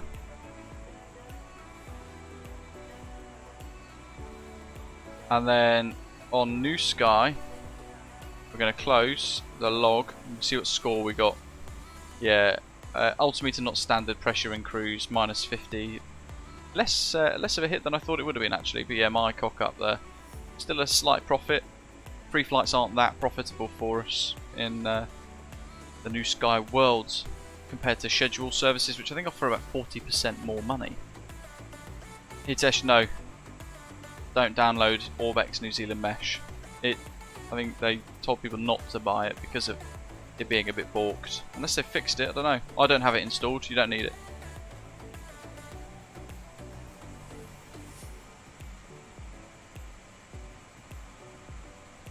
How good is that? It's like the perfect livery for this part of the world, isn't it? Oh, there he is. And the TBM. Oh, what? What a time, what a moment to tune in. Nicely done. Brilliant. Two was stall warning at the end though. Oh dear. Fantastic. I was thinking, oh thank goodness I wasn't on the stream then. Incorrect. Got ya. Where are them sheep? There they are. Bit too far away from that runway really. There's always some sort of chaos, isn't there, Chris? There we go.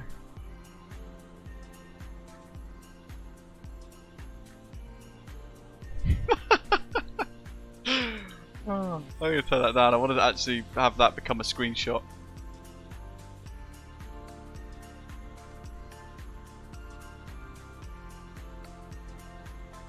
There we go. Look at that for a screenshot. They get fed well, Rab. Well, to be fair, that could even be... Ah, go away, GSX. That could be even better.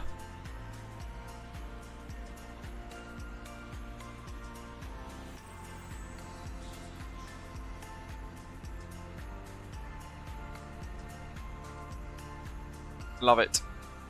There we go. Not a bad screenshot at all, living on a player, absolutely. You beat me to a sheep joke, I was trying to think of one. There we go. Auckland to Napier and then onwards to Christchurch in Microsoft Flight Simulator once again with some spectacular end-to-end scenery and the wonderful ATR72-600 as well in MSFS. Look at that for an overview of the airport, my god. I hope you've enjoyed the flight today. Next week, it's going to be Sunday. It's going to be a little bit 50-50 whether or not it's going to be Orbex Melbourne International or not. We're just playing it by ear, really. Hope you've enjoyed the release now. Special release, proper. of the ANZAC Osprey Regional livery available to download on the website britishavgeek.com. Thanks to DamoDesigns for creating an absolute masterpiece. Those of you in Australia and New Zealand for staying up, thank you, appreciate it. Everyone who's hit the like button as well so far today, all of our new subscribers, great to have you on board. And those of you who flew along, I hope you've had some good fun. In the meantime, as always, thank you very much for watching. Enjoy the rest of the week ahead, and I'll see you at some point on the sunny side of Sunday. Fingers crossed that we don't get the stream pushed back, but we're kind of playing it by ear with the folks at Orbex. So, thanks for watching, and take care.